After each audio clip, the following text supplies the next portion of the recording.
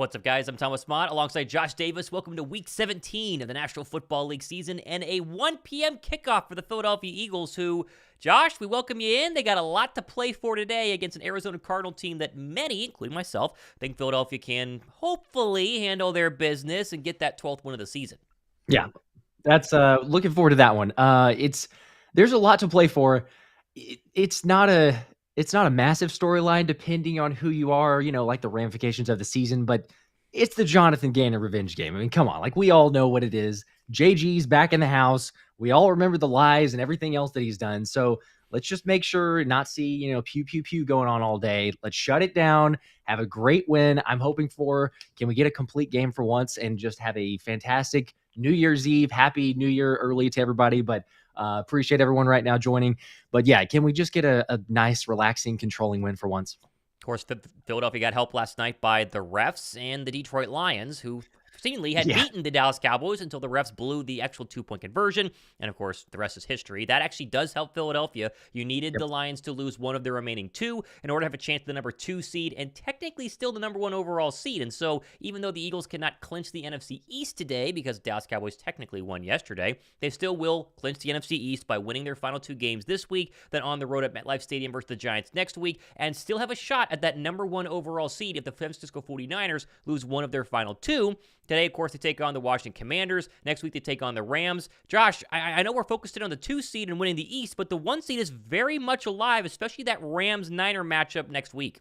It is. It's very possible. We've both talked about it before, but I wouldn't expect anything. Who knows? It's the NFL, so possibly you get something today with the Commanders. But really, the biggest chance is next week. And the Rams have looked really good. I mean, they've played extremely well. They're firing on all cylinders, starting to look certainly better than they did earlier in the season. So, anything can happen. Division matchups, you got 2 good teams. The Rams have been able to, play fairly well against Shanahan in past seasons. So I say, hey, why not? There's an opportunity here. We just have to take care of business. Ultimately, that's what it comes down to. We would love to be able to control our own destiny, as great as that would be. Unfortunately, we don't.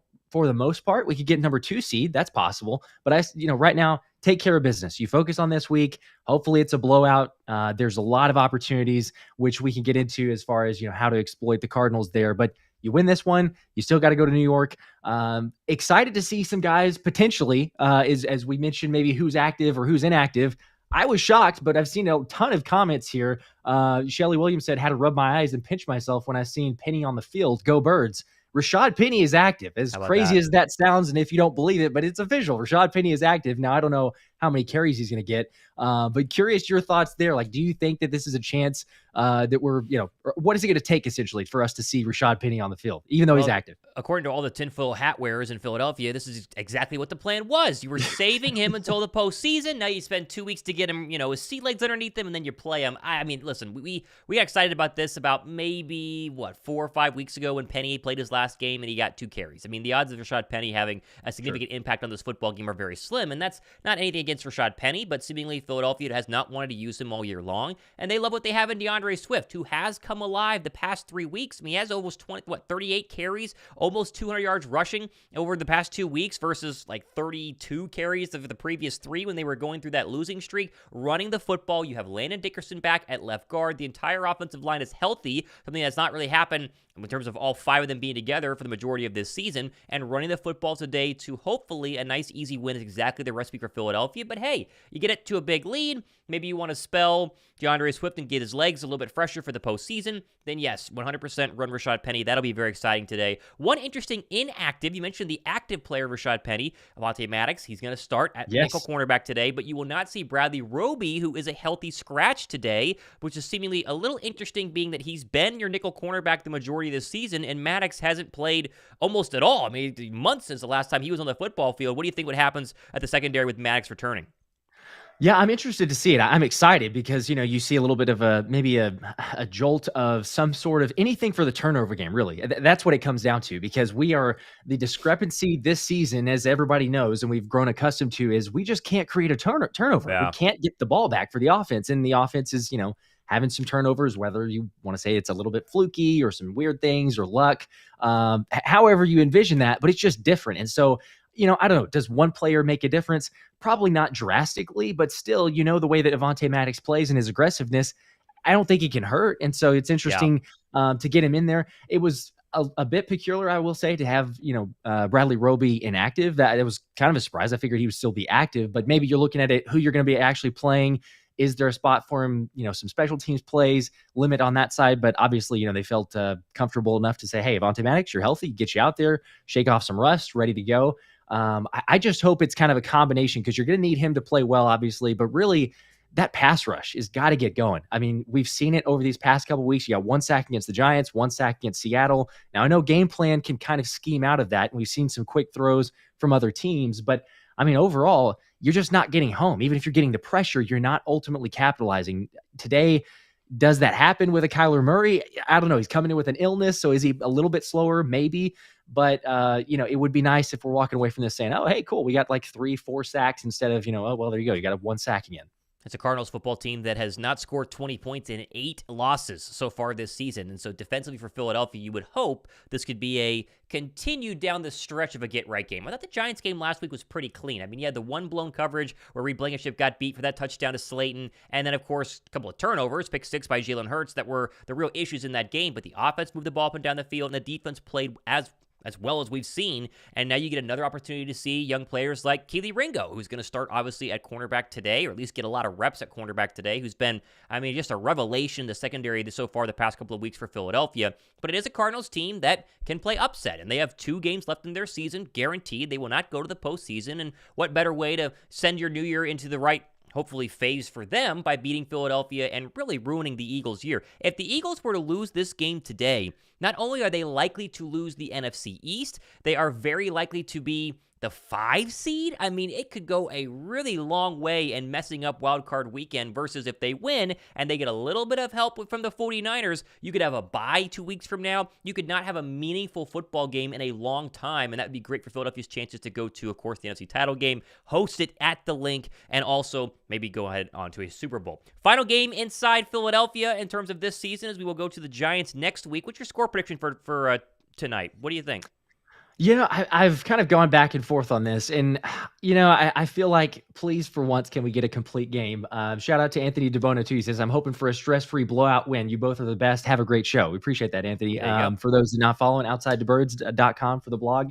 Anthony's the best. I'm kind of with Anthony. Like, I'm hoping that it's a stress-free thing. I'm going to say 31-13. I feel like maybe for once they cover. I've been destroyed over that last several weeks, as probably people have taken the Eagles. But I feel like maybe you can get something rolling. The Cardinals are terrible against the run. So it really, all it will take, in my opinion, is get up early, defense, keep things under wraps, and then just run the football. I know that's what everyone wants to see. That's what we all keep hearing, but let's run the football. Maybe you get some carries from Rashad Penny, like you mentioned too. You get up, get him some shake off the rust, or get him a little bit of action. But I'm going to say 31-13 Eagles. How about you? Okay, I'm going to go 27-17, and hopefully they get to 30. That'd be a nice number. They did it last week, but let's go 27-17, but still a comfortable victory. Although, as we've mentioned, Philadelphia hadn't had a comfortable victory this year. I mean, you think back to easier wins. Maybe the home Sunday night matchup against the Dolphins was one of the more easy wins that we've had, and even that was obviously close at halftime with a Tyreek Hill touchdown. It'd just be really nice if Philadelphia can cruise today. I'm seeing some other score predictions with Twisty saying 38-13. How about 38-10? What about 35-7 from Yvonne? All good score predictions there, and a lot of Eagles fans excited about this one as well. And there's Jonathan Gannon and Nick Sirianni chatting it up at midfield. Do you think there's any, subtle animosity there? There's got to be a little bit.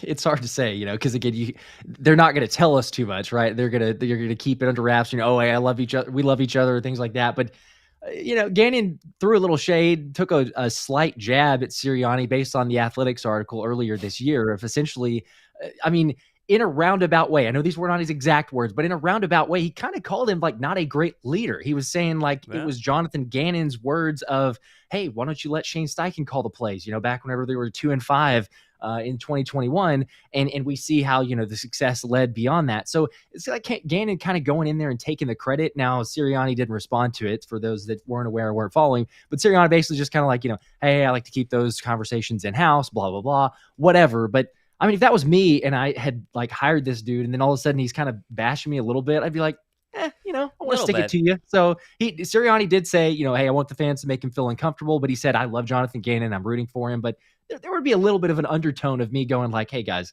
when we get up, we're not going to just shut this thing down. Like, we're going to keep going. We're going to keep people healthy. There's no sense in, jeopardizing that. But we'll keep running the ball. We'll keep asserting our dominance. We're not gonna shut this thing down on JG. Of course, there are obviously some other former Eagles who are playing in this game instead of just coaching in Jonathan Gannon. Kazir White is obviously now a Arizona Cardinal. He was on the Eagles team last year. And Zach Pascal, also an Arizona Cardinal now. And then technically, this would have been Zach Ertz's homecoming or return to Philadelphia, but Zach Ertz has not decided to sign with the team. So obviously, we'll keep an eye on that. Very surprising. How about just shouting into the world, into the void with $2 Super Chat? Appreciate that. If you got anything to say, you can comment down below as well. We would be obviously reading that. If any super chat gets you up on our screen. And we are about probably 5 minutes away from kickoff. So we're going to sync up here. Obviously, if you're watching on your TV and trying to listen to us, as you all well know, YouTube is always delayed. So you will have to pause your TV by about a play and sync up with us. We'll help you guys do that. So anyone wondering why we are behind, it's not our fault. We're actually live on my TV and I'm watching right over here. But YouTube is a little bit delayed because that's how YouTube works. So sync up with us once we get out of this commercial and we should be good to go. Got some predictions here. Looks like Joseph Hild, I may not be saying that last name correctly, but says Ringo will have an interception, and it's time for this D-line to feast. Also says, how about starting off with a Covey return for a touchdown? So that's pretty bold, but I like it. Why not? Let's get one of those. What about A.J. Brown? He has gone 5 straight games without a receiving touchdown, something that A.J. Brown has not done in his entire career, and yet all the talk this past week, you've done it on your show, I've done it on my show. Is he upset? Is he angry? He's not speaking to the media. I think internally he's fine. He does not like talking to the media, which I understand that as well, especially the Philadelphia media. I expect him to have a big game today. What about you? I do too. Yes, that's why I went with the whole AJ jersey today. So you got to rep and support AJ. We are so blessed to have AJ Brown and DeVonta Smith. Like let's be honest. I think most of us realize that, or just about all of us realize that. But it's I get the frustration. Again, you talked about it, I talked about it. Internally, I think this can be a rallying thing, though. It's like, there's some noise, there's some media things that are going on, and questions or what they're asking. But internally, I think it could be a good thing. It's positive. Let's get back on the board. It wouldn't surprise me, if AJ takes advantage and we see 100+ yards and maybe a touchdown or 2. Who knows? But wouldn't surprise me at all. We're at almost 500 people watching, only 74 likes. If you guys can hit the thumbs up button before kickoff, we would greatly appreciate that. We get to 200 likes before we start. Looks like the Arizona Cardinals won the toss. They've deferred the second half, and Matt Prater will send it down deep to both Boston Scott and Kenny Gainwell as we are underway. I'm not sure where Josh is at on his stream, but it's out the back of the end zone, and that will trot Jalen Hurts in the Philadelphia Eagle offense. All right. I'm a little bit behind, but I will see if I can refresh it or we can sync up here in a bit. All right. Here we go. Again, you got that healthy offensive line. Johnson, Juergens, Jason Kelsey, Landon Dickerson, and Mailata from right to left. They're wearing their Eagle green, midnight green helmets, midnight green jerseys, and white pants. And we are ready to rock with 2 wide receivers and 2 tight ends and Agent Zero to the left of Jalen Hurts in the gun on 1st down and 10 in your opening play of the ball game. All right, here we go. Hurts from the 25. Takes the snap. This is going to be a simple handoff to DeAndre Swift up the middle, and he will fall forward for a gain of 2, maybe 3, running behind Jordan Mailata, be 2nd down and 7. And we're going to get you guys synced up by reading off the play clock here in just 1 second once they finish showing us the Cardinal defense. That way everyone can be linked up with us as well. As the Eagles will come back to the line, still waiting to see a play clock here. 20, 19, 18, 17 on the play clock. As Hurts will start this one under center on 2nd down and 7. Takes the snap, toss right. This is DeAndre Swift. Tries to get behind a blocker and does, and gets to about the 34-yard line. He's going to be 2 yards short on 3rd down and 2. All right, I'm probably about a play behind, but we'll see if we can. Okay. We'll sync up here in a second as they go with a little pop huddle with 23 in the play clock, 22-21 with Goddard, Brown, Julio Jones checks into the game along with DeVonta Smith, and Gainwell's in there as well on 3rd down and 2. 12 in the play clock, 11 and 10. Here we go. From the Eagle 37-yard line. See if they convert the first 3rd down of the game. Hurts in the gun, stamps his foot, takes the snap. Here comes a 4-man pressure. Clean pocket, standing there all day. Now dumps it off to Kenny Gainwell. Long way to go to make the first down. He will not make the first down. He makes it back to the original line of scrimmage. And the Eagles are going to have an early decision here on short yardage. It's going to be 4th down and 2. Come on. It looks like they're going to punt based on the booing I'm hearing from inside the crowd. It's a little long for a brotherly shove, and sure enough, they will punt, so a 3-and-out for the Eagle offense. Yeah, so I'm about to play behind. I just got the third down call. That doesn't make any sense to me. Again, it's like you got the brotherly shove. Why don't you run the football, right? You're 3rd and 2. You run the football. At worst, you're probably picking up a yard, right? And then you get a 4th and 1. Then you do the brotherly shove. You convert the first down and move on. But we didn't see that, so they're going to punt. There's Rick Lovato making the stop there on special teams up to the 25-yard line, and out will come Kyler Murray in the Cardinal offense, and I will pause for a second to try sync up. Let me know once that play has ended and you see Kyler Murray trotting out onto the field, and we know that we are good to go. Okay, I will let you know. We're getting the catch of the punt now, so. Okay, making sure we sync up with everybody here.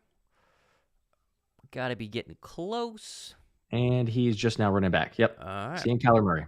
2-4 so far on the season. 6 touchdowns, 4 interceptions. He also has 3 rushing touchdowns as well. He's been good coming off the ACL injury, Josh, but really not a lot of weapons around him. At least we say that now, hoping Philadelphia doesn't make the weapons look better than they actually are. Of course, you got to stop James Conner, probably their best overall weapon, running back number 6. And we'll see what this Eagle defense can do off of doing pretty good against Danny DeVito and then okay against Tyrod Taylor. Yes. Tommy DeVito, but I still call him Danny, but I'm with you. Sorry, I got that wrong. 18 on the play clock, 17 on the play clock. Connor, the lone setback. Looks like Kyler under center. Takes the snap, play fake. Pressure comes, he rolls to his left, throws to a wide open tight end. That's a catch for a big gain. And they're up to the 50-yard line. There's Avonte Maddox on the tackle, and that's a gain of about 30 on 1st down and 10, and a great start for the Cardinal offense. That's going to be who it is in the passing game. Trey McBride, if Kyler Murray's going to throw it with Hollywood Brown out, that's going to be your guy. I don't know how he gets that wide open. I know that there's a play action fake, but I don't know who that is. That's supposed to be covering over there. You got Shaq Leonard running over late, Avonte Maddox making the tackle, but can't let that happen. That's a big gain there on 1st down. Now 1st down at 10, 13 on the play clock, 12:18 to go here, 1st quarter. You pause your TV, you can sync with us. Cardinals start the snap inside Eagle territory at the Eagle 48. Murray under center, takes the snap. Here's a turn give to Connor. Connor's going to be stiff-armed one man and gets to the outside and is pushed out of bounds by Ringo. Josh Sweat had a chance at him in the backfield, didn't convert. It's a gain of 5, maybe 6. Be 2nd down and 4.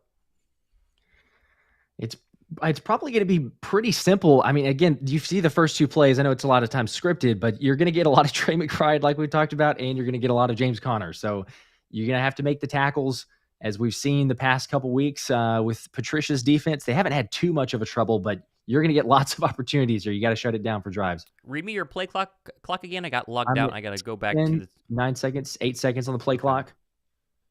All right, so Kyler Murray going to be under center on 2nd down and 5. He'll take the snap, and this will give to Connor again. He tries to bounce it out outside, and a good gang tackle there. Shaq Leonard, the first linebacker available to make that play. Nicholas Morrow in as well, and my play clock's at 34, 33, and 32. Make sure we're synced up again.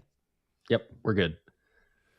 That's Shaq Leonard. I mean, we got to give him some props, right? Last week played a good game. He's not going to be great in terms of limiting a quick, athletic, mobile quarterback. So I don't think we're going to see a spy with Shaq Leonard. But as far as run stopping, he's showing a lot better signs than we saw him in the first game.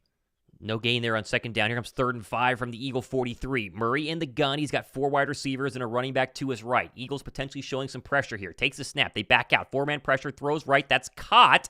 And that's going to be a 1st down there. There's Greg Dortch for a gain right in front of, I believe it was James Bradbury, but I got to see exactly who it was. Little 10-yard out. And again, the Cardinals move the chains. That's a really good catch. I mean, the diving catch there, you can't see it from the other angle. It looks like it is a catch, though. But on Eli Ricks, I don't like the coverage because you're just backing up and giving the first time. You see it all the time, but give him props for the catch, I suppose. It's 1st down at 10 from the Eagle 36. Murray going to go under center. Back in comes Connor, the lone setback. They motion a receiver across the formation. Here's a play fake. Here's a screen. He threw it right into the dirt as there was multiple Eagles in the vicinity. Good pressure there by, I believe it was Brandon Graham. Be 2nd down at 10. Yep, great pressure there, like you said. Shaq Leonard recognizing it right away, and Sidney Brown there. So even if Trey McBride had made that catch, it was going nowhere. Better decision to throw it into the turf.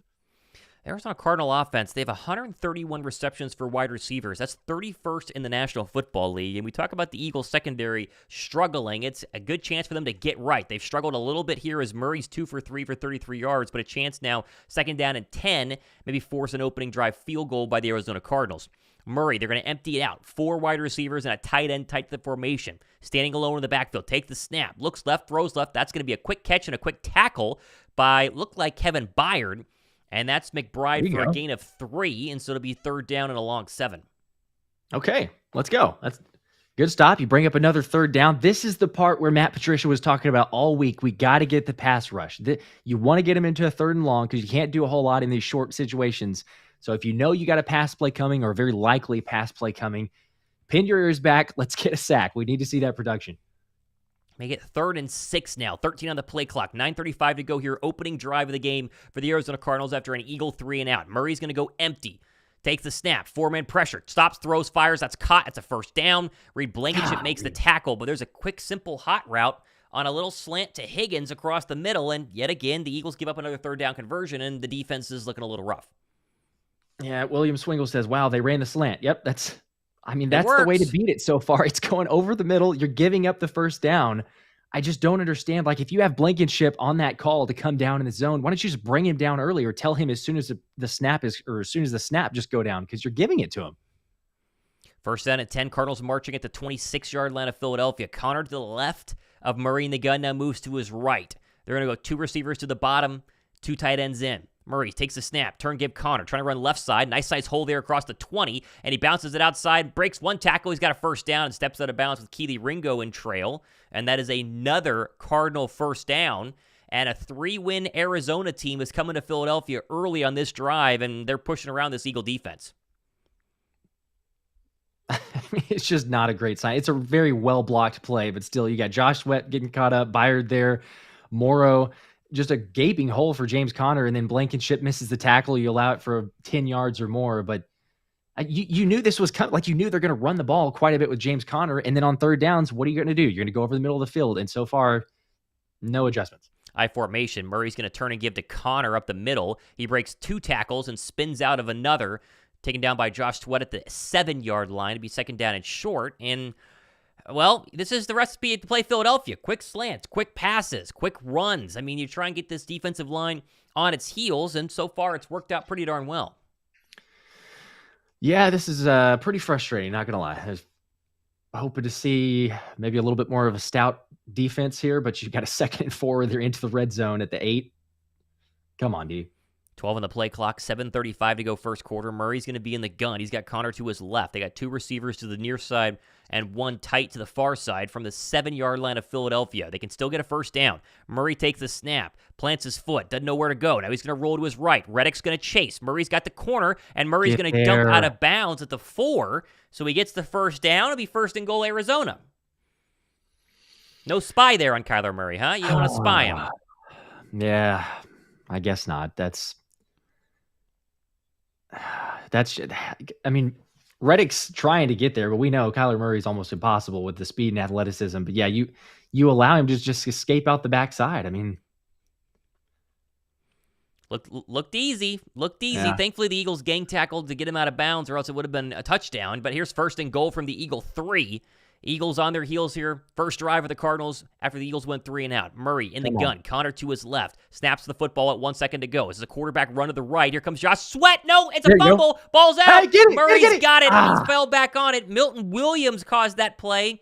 And that's the first positive play for the Eagles defense as the Cardinals lose 10. Whew, that was, I thought we were coming away with that one, going away for 6. You get a turnover, get a touchdown, but still, like you mentioned, you called it. Milton Williams split the defense there, getting into the backfield. That's what, a 10-yard loss almost, getting there to Kyler Murray. Great play from Milton Williams. Yeah, that ball squirts out, and the first chance was Reed Blankenship at it, but Murray got it back underneath him very quickly.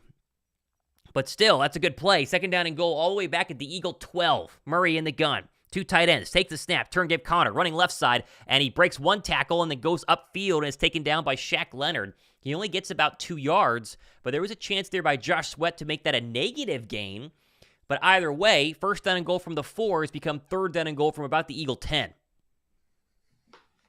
There you go. This is what you like to see. There's a little bit more physicality. You're kind of disrupting the running game. Not able to get as many yards. It's another, I mean, essentially this is a 3rd and long. I know it's a 3rd and goal, but these are situations where we've given up these plays before. What can the defense do? Philadelphia defense would love to get off the field here with just a field goal. 3rd down and goal with 5:21 to go, first quarter. Murray in the gun, 3 receivers to the bottom of the formation. Takes the snap, 4-man pressure, steps up, throws, got to make a tackle, incomplete. And a great play there by Reed Blankenship to blow up the running back who had dropped the ball before he got there. 4th down and goal, and the Eagle defense will hold, and all will be right within the world after they only give up 3 points. Thank goodness, because I was going to be very upset. It's not great to give up 3, but it's much better considering how that drive was looking and seemed to be turning out. You mentioned there, it's an interesting look. They actually brought 5 on that pass rush there. I like that because you're not getting as much pressure and don't allow Kyler Murray to take some time. He had to get a hot right out, and then Reed Blankenship there to break it up. So that's good. Hopefully limit 3. All right, here comes a Prater 28-yard field goal, up and good, and it is 3-0 Arizona after Kyler Murray went right down the field, but the Eagle defense led by Milton Williams got a stop, and the Eagles will be back out on offense for their second drive of the game. So, again, there is a blueprint to playing the Eagle defense, Josh, and that is to get the ball out as quickly as possible, and they did that, especially early in that drive. Late, though, you see Murray hold the ball a little bit longer, and the defensive line starts to get home, and they're able to get a stop. So, again, no harm, no foul, but that can't be the overall recipe for the day. They got to figure out a way to slow down the Kyler Murray 3-win Arizona Cardinal offense. Yep. Matt Dewberry says sometimes you just need that little shove to get you going. You kind of a punch to the mouth or a wake-up call, whatever it takes, but hopefully that's the case now. Defense able to limit, like you say, to 3 points, and maybe the offense can get something going here. You surely can take advantage of, like, there's plays to be had. I know it's very, very early in the game. I mean, I hate to knock on the play calling already, but still, if you go back to the last 3rd down call, it just makes no sense to me with this team. You know the Cardinals are bad against the run. Any 3rd and 2 for the rest of the game, run the football. Like, it's just, I don't see how you're going to, if you lose yardage on a 3rd and 2 and then you're like, okay, now we have to punt for sure, that's fine. But like, I would rather say run the football, pick up a yard at minimum, and then, you know, you got the brotherly shove in your back pocket. But for some reason, it's like we try to get cute or fancy or just some sort of different play call because it's like, oh, they probably know it's coming. I mean, this has been like the MO of the team for at least a couple of years. Like, hey, we're going to run the football. You know we're going to do that, and you can't stop it with the O-line we have. But I don't know. It's early. Maybe we learn from that 1 3rd down situation there. But only 3 points. I will take that. That's a positive. Couple of early scores here. The one that really matters is San Francisco's 12-play drive only results in 3 points. 3-0 49ers over the 4-win Washington Commanders. Sam Howell got the start today for the injured Jacoby Brissett. Saints and Bucks battle for the NFC South. Potential matchup for Philadelphia. If they were to slide to the 5 seed, they'd play the 4-seeded NFC South winner. Saints are up 7-0 after a Derek Carr touchdown to his tight end Johnson. Bucks have the football. 4th down and 2. They're going to punt. Rams Giants doesn't matter for us this week, but obviously our opponent last week and the next week. 0-0 up there in New York. Raiders Colts is 7-3 as the Raiders have just kicked a field goal there after a Jonathan Taylor rushing touchdown. Falcons still trying to hang on for their chance at the NFC South title. They're down 7-0 though after a Justin Fields passing touchdown in Chicago. And the Patriots have a 7-3 lead over the Buffalo Bills, who very much need this game to stay afloat in the AFC I believe the AFC East, but also for the AFC wildcard race as well. The Dolphins were able to win, who have a 7-0 lead over the Baltimore Ravens. All right, so here comes the kickoff shortly by the Arizona Cardinals, and a chance at the Eagle offense that went 3 and out on that opening drive, and Matt Prater sends this one to the end zone, and we will have our second drive of the Eagle offense with Jalen Hurts and A.J. Brown. Let's go. Let's run it. And also shout out to Jennifer Edwards for joining the channel. Welcome to the Let's Run It tier.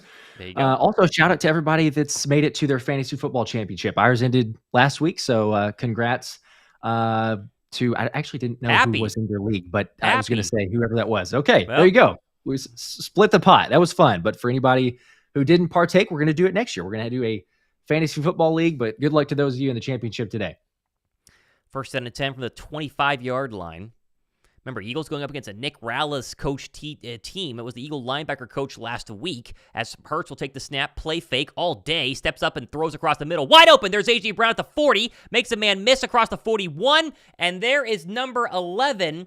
You've got to love the idea of getting him involved early, and the fans rain him down with applause, as we all understand why he's upset. It's the media that's been kind of, putting him in a corner there, but there's a good comeback route by A.J. Brown across the middle and an Eagle first down. Yeah, they're going to make sure to let him feel the love. And hey, look at this. Little hurry up. Hurry up, quick quick screen to DeVonta Smith. That's good for 6. Be second down and 4.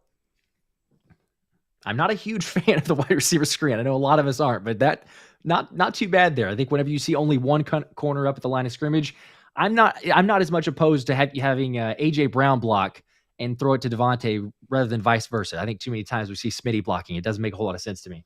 I totally agree. Here's second down and 5 now from the Eagle 46. They're going to go 3 tight ends now with AJ, DeVonta at the top. Here's a give to DeAndre Swift. Tries to go outside, cuts up field. He gets 3 or 4 yards, taken down by multiple Cardinal linebackers. Be third down. Here comes another third and short. 3rd and 3 officially. They were unable to convert this earlier. Let's see what they do here. What should we do here in the chat? Let us know. What should the play call be? I'm going to say like I did last time. Just run the ball. It's 3rd and 3. Run the football. Yeah, you have a pretty free play there on 4th down and 1 if it comes to that. But Gainwell is in. They will go 2 tight ends, tight to formation. They're in a running stance. Let's see what they do here. From the Eagle 46, Hurts takes the snap, turn, give. Gainwell, no, he's going to keep it. Pop pass. There's Dallas Goedert. He's got a first down and more across the 40. Goddard still running and tackled out of bounds across the 30. That's the Eagles' favorite RPO this season. They fake the inside zone. They sneak Goddard out to the right, and that's a big gain there, and the Eagles are in business. All right, I like that better than running, so I was wrong. You're right. They run the RPO, DG wide open. Also, he started to look like he was getting pulled down, very reminiscent of the Cowboys game there. He was able to stay up. I think he probably felt that. It was like, no, this is not happening here. But great play design and pick up a really good yardage there all the way to the 29. Thankfully, it was the opposite arm. His 54th catch of the year. First down and 10 from the 29. Turn, give, Swift up the middle. Nice gain there. That's good for 6, maybe 7. And the Eagle offense has started to hum here with 2:56 to go in the first quarter and a 3-0 game where Arizona leads. Keep it rolling. Ryan here says, as a joke, I drafted all Eagles players in Fantasy League, and somehow I'm in the league Super Bowl. So, oh my goodness. I'm not sure how that works, but hey, congrats to you.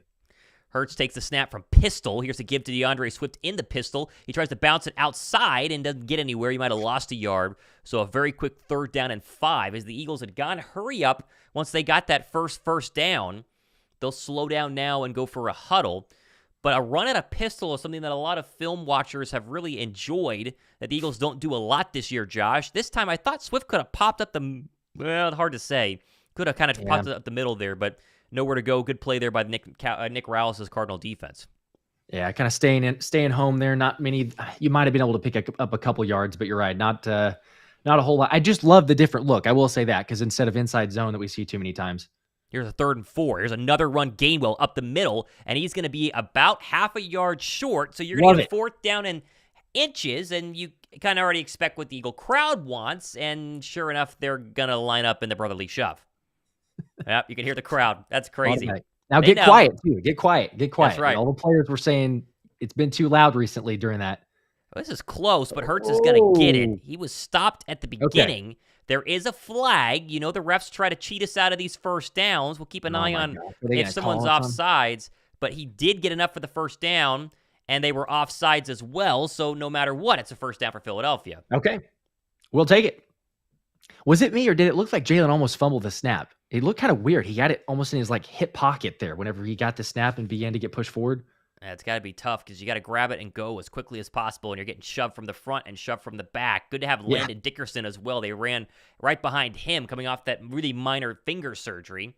So a new set of downs and 134 on the play clock. They'll accept the penalty to give them more yards, but it would have worked either way, as Hurts has started 4 for 4 for 44 yards. And now, Josh, we get to see this offense in the red zone, which they've had kind of a love-hate relationship. Hate in the beginning, love recently. But a first down and 10 from the Eagle, or from the Cardinal 14, with the 10th ranked red zone offense in Philadelphia. Hurts takes the snap. This would be a give to Gainwell. Tries to bounce it up the middle, and he's going to get 2, maybe 3 there, running behind Cam Jurgens and Jason Kelce. Be second down and 8. See what they could do here is they're showing the 1,000-yard club. You got A.J. Brown, 1,400 receiving yards, a little over 1,000 for DeVonta, and your 1,000-yard rusher for DeAndre Swift. I mean, that's all you need to say, really. There's been a lot of dominance from those 3. You add in Dallas Goedert, that's basically the Eagles' offense, and that's perfectly fine. You got more than enough playmakers. Let's see if they go to one of those here. Hurts is less than 300 yards away from a 4,000-yard season as well, as they're going to motion Swift back across the formation. And the Eagles are going to take a 2nd and 8 snap. Hurts takes it. He's got a 4-man pressure. Steps up, lofts it. End zone. That's going to be caught. Guess who? It's Julio Jones for the Eagles. Touchdown, his 2nd of the year, and the Eagles are on top. Oh, I love it. That is so awesome. All right. I don't think anybody expected you. I just said, hey, who are you going to go to? You want to go to one of the playmakers? Julio Jones gets overlooked at times, but he's right there in the slot. He's running across the middle. Just beats it really from the snap. And he's got a step all the way. Good throw from Jalen. Look at that, on the board. Working on the nickel cornerback Thomas there, and he saw a little bit of the old Julio Jones speed, number 11 back during his Atlanta Falcon days.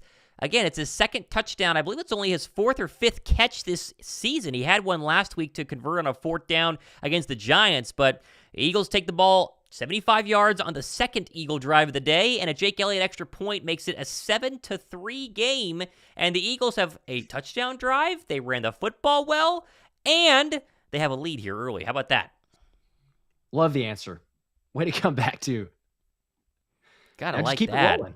Yep, that's all you gotta do. Make it easy for us today. That'd be nice. Shout out to Amiri Dandra. I had Julio over on touchdowns. Gotta like that. Congratulations. Ooh, that's gotta be a pretty good bet. I don't know what that is, but anytime touchdown score, I don't know what the odds would be, but the fact that he hasn't scored too much, congrats on that. That's got to be a good payout. There you go. All right, we welcome in over 1,000 people watching us right now. 163 likes, though, between both my channel and Josh's channel. If you have not subbed to both channels, we'd appreciate that. And let's get to, 300 likes for that touchdown by the Eagles? We can do that. For 300 likes? I think we can. For sure. We can. And happy New Year's Eve, as My Basement MMA says that. Happy New Year's Eve. Let's go. There you go. Happy New Year's Eve. For whatever reason, I thought the college football playoff games were tonight.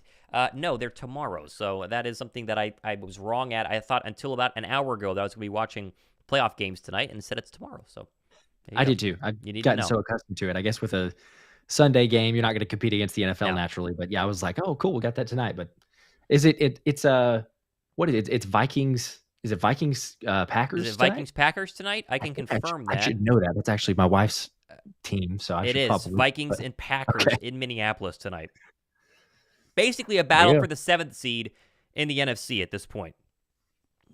Basically. What a game.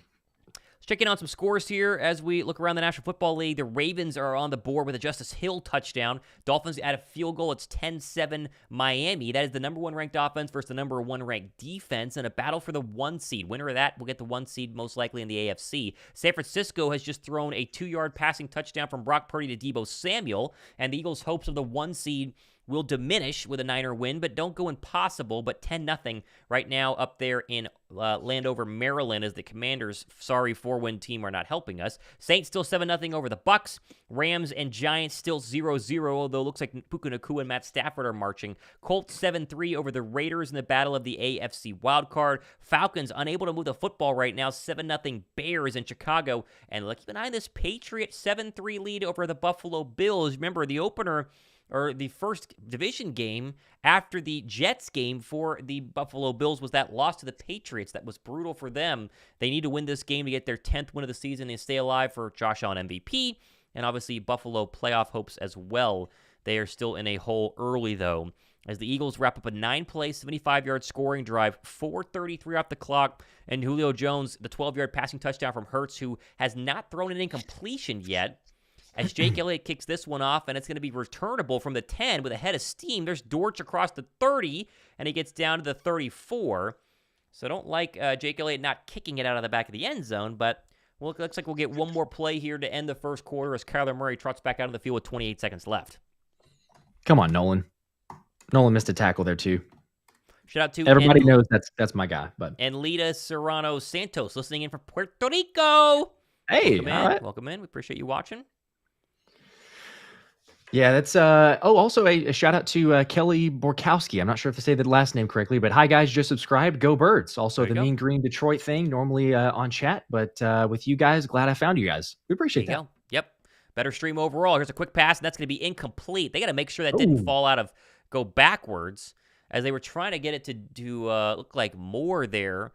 and that will fall harmlessly out of bounds, 2nd down and 10. So a chance for the Eagle defense to kind of show up a little bit here after what was a kind of rough opening drive for the Cardinals that resulted in a field goal. Let's see what they can do here on 2nd down and 10. Yeah, that did look kind of close. It's obviously not enough because they're not taking a look at it, but split second, wondering if it was going backwards. All right. Murray in the gun from the 35-yard line. Takes the snap. He's going to turn and give, and Moore has got a long way to go to get back to the original line of scrimmage. He does somehow. There was a really good chance for Brandon Graham to get a stop there in the backfield. He whiffed on the tackle, but no gain. Maybe a gain of 1 to be 3rd down and 9. What? Okay, Brandon Graham, I can understand. Like, he got there, he was trying hard, good move from the running back. But what was James Bradberry do? Did you see that spin move? Like, Bradberry looks like he spins before the runner even commits to the other side. I don't know what that was. He had an opportunity to make a tackle. Nolan Smith hopefully does. I have stopped questioning what James Bradberry does. I just kind of assume that it's going to be a problem. So that is what it is. That is the end of quarter number 1, though, as I will run for a very quick bathroom break and send Josh to solo, and we'll be right back for the kickoff, or the start, of the 2nd quarter. Gotcha. Oh, man. James Bradberry. Maybe I pick on him too much. Maybe we do, but I don't know what's up with the dude. It is, needless to say, frustrating at times. I know a lot of you guys feel the same way, because comment section during live chats, live streams, it's Lon Sadberry is lost in space. Haha, yep, that is him. That's a new one. I don't think I've seen Sadberry. I've seen Burntberry. What do we say? Badberry, Sadberry. Poor guy. Yeah, TJD, James Badberry. Yeah, I've seen that one. Burntberry has to go. K-Dude. Twisty, James in his own world out there. Yep. I don't know that I've seen the defender do the spin move before the runner actually has. That's probably a first for me.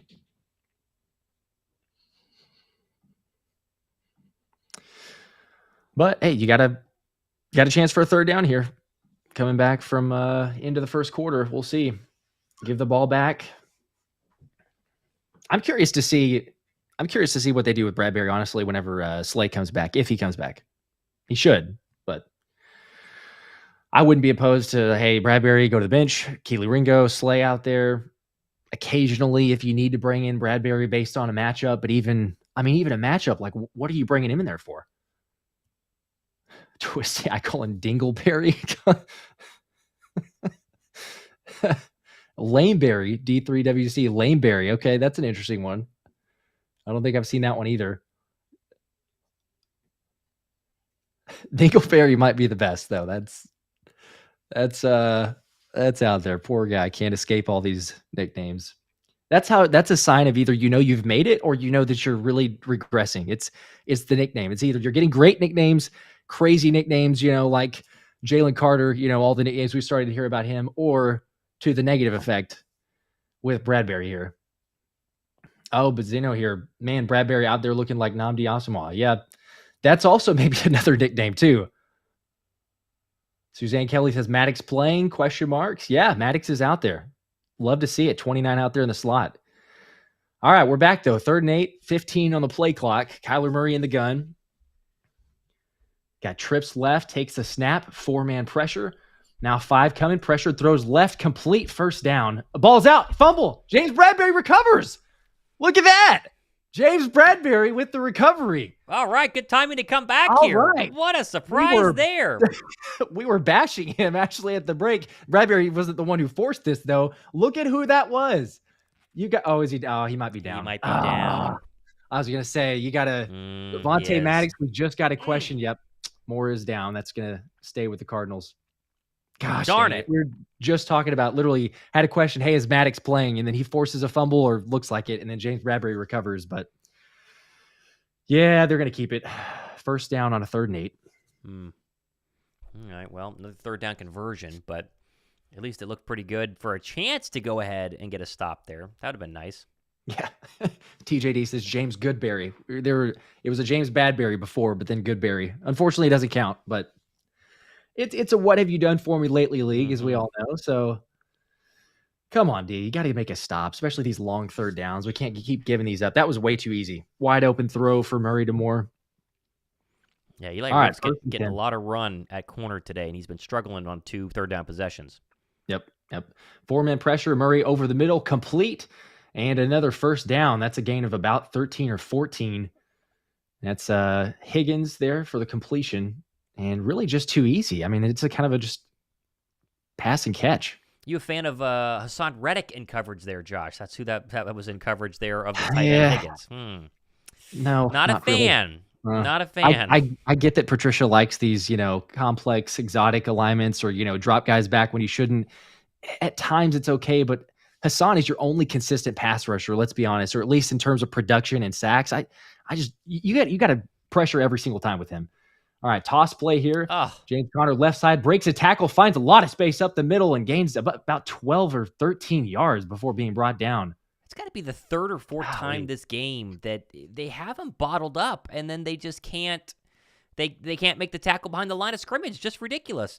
Also, shout out to Darth Procrastinatious, who says, will Jalen help me win my fantasy league today? Well, he already has a touchdown for you, so hopefully he gets you a couple more. Hopefully so. Yeah, you're right. Connor is dead to rights there, and you got they're showing it again. I mean, Josh Sweat goes inside, and that allows the opening back outside because Shaq Leonard was there to make the tackle inside. Oh, no. Now they're showing Reed Blankenship on the sideline. Yeah, it looks like Reed's out. In will come Sidney Brown.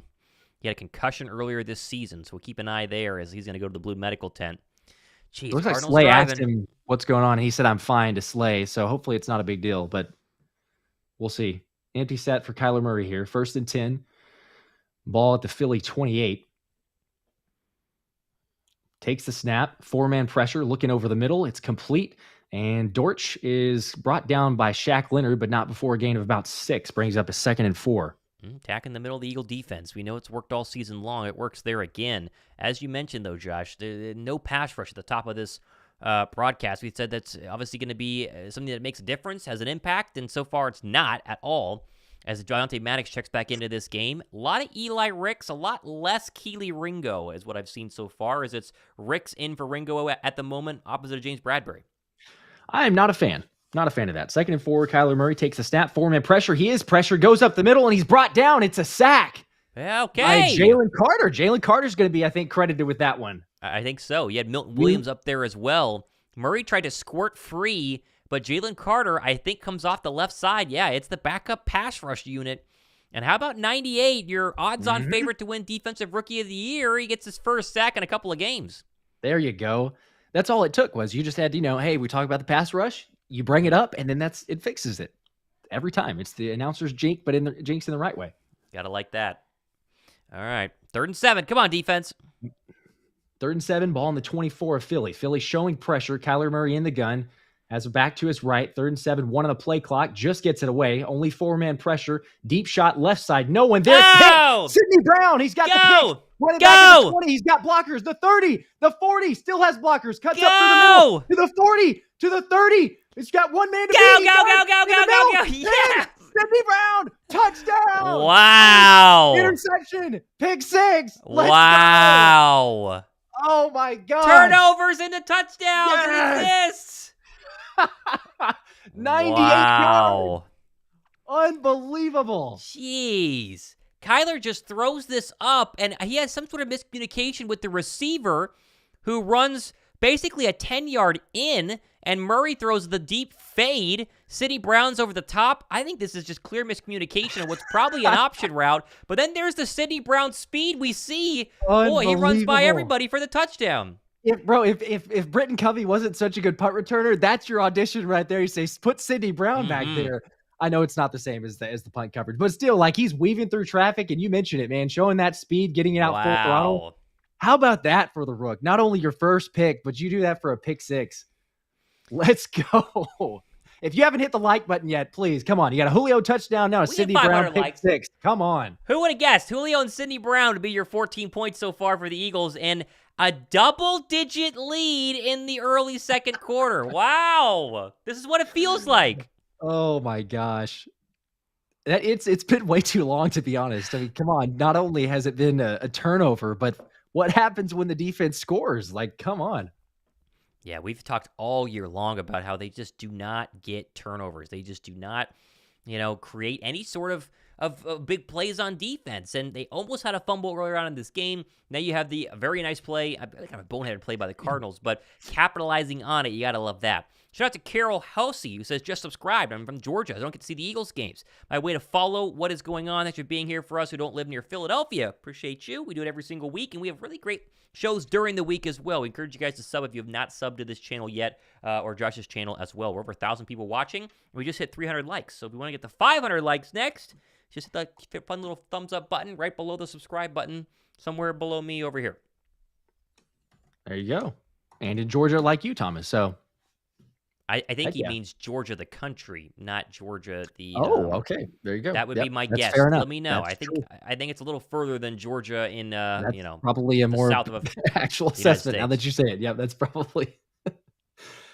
You never know, but yeah, that's probably accurate. Let's see. We had Sydney Brownberry from Guy Jordan. What are we doing? How about Jalen Carter getting a sack, and then the very next play, Sidney Brown makes a difference? I mean, this Eagle draft class, Josh, while it hasn't been, it's not the greatest draft class of all time, but you're looking at a lot of good players. I mean, Sidney Brown is already getting a significant amount of defensive snaps. Keely Ringo is starting to come into his own. I mean, we've seen Tyler Steen be serviceable at guard and can swing out to tackle. Obviously, Carter is really good. You're just kind of waiting on Nolan Smith to pop. If he does, though, you have at least 3 good players from this draft with potential to maybe 4 if Ringo goes ahead and pops. Yeah, it's there's a lot of positivities too. Again, I had a comment here from let's see. Now we're a Super Bowl team. I mean, let's not get ahead of ourselves. We do have a good team. A lot of times it comes down to coaching, and we'll be honest too. Like Kyler Murray blows that play up. Like a lot of quarterbacks are not throwing that one, and they're just gifting it to Sidney Brown. But still, you're in the right spot. Sidney Brown's there in coverage. He's backtracking. Like even if he does throw that ball, and let's say he's actually taking an out route, he's there. He's there to make the stop. He's there to probably break it up. And so being in the right spot, but you mentioned it. Yeah, you've got a lot of potential from these rooks. You're getting them playing time. Hopefully, you keep building on this in today's game. You build on it next week against the Giants. Let them be confident into the playoffs because we're going to need them for sure. Definitely with the depth. As the kickoff is out and Murray's going to come back on the field. Let's see. And China says, Josh, your hunch of positivity seems to be panning out. Let's keep it up. Okay. There you go. I'm just trying to be maybe overly optimistic this week in shows, but you try to. Hopefully we keep it rolling. Eric Lovely with the super chat. Let's go Birds. Thanks for the play-by-play and expert analysis. Love your show from Arkansas. I know which Arkansas we're talking about. We appreciate the 5 though, Eric. Appreciate you hanging out with us. Yeah, that's one for sure. Appreciate that, Eric. All right, let's go. Birds up. I should say Eagles up 14-3. 15 on the play clock. Kyler Murray under center, takes the snap, handoff James Conner right side, trying to get around the corner. He does, and able to only pick up 2 yards before Josh Sweat runs him out of bounds. A 2nd and 8. Yeah, he gets around the corner, but this isn't like he did those first 2 drives. This is barely getting around the corner and what would have been a negative gain into a gain of about 2. 2nd down and 7 now, so make it 3. But the Eagle defense, and they're flying to the football right now. Nolan Smith in, getting a bunch of snaps. I mean, I like what I see so far. Big fan of this. Look at that. 5th 99-yard INT for a touchdown in team history, the longest since 2015, and that was Malcolm Jenkins. Against who? Hey. Brady. Yep, you got a Brady. Oh, okay. I thought that was offsides. Sorry, not an offside. James Conner, though, a run, breaks a tackle, and gets by James Bradbury, and a 1st down. Conner's having a nice afternoon on the ground right now. Still, though, you think back to that interception. I can't remember the last time the Eagles had a pick 6. I believe it was the Darius Slay one week 1, right? That was the last time Philly had a pick 6? Yeah. Yep. You're right. That was the last one. Been a long time. Way too long. Way too long. I thought that was Moro Jomo, I guess, who jumped. For a split second, I paused thinking they were going to call it, but there was no movement. So either way, Cardinals get a 1st down from the run from James Conner. 8 rushes for 49 yards. I'd say that's been pretty effective for him so far. Murray now in the gun, left side. Bubble route to Moore. It's complete. Only a gain of about 2 or 3 before he's wrestled down by Keely Ringo. Yeah, we got to love Keely Ringo getting in there. He's fired up. I saw a tweet earlier this week. He's the same exact size as Richard Sherman. He's a little bit heavier, though. Yeah. He's thicker. He's a thicker Richard Sherman. And the big knock on Kelee Ringo was not his size, was not his speed, was not his strength, was not his IQ on the football field. It was his hips. It was being able to make quick cuts and move laterally from side to side. He's been really good for Philadelphia the past couple of weeks at doing just that. And he's in right now at starting cornerback for Eli Ricks. I love seeing it. You're right. The athleticism, too, at that size. And his hips, too. We've seen some, as the play now, Trey McBride, tight end screen, gets the completion, gain of about 3 or 4, going to bring up a 3rd and 2.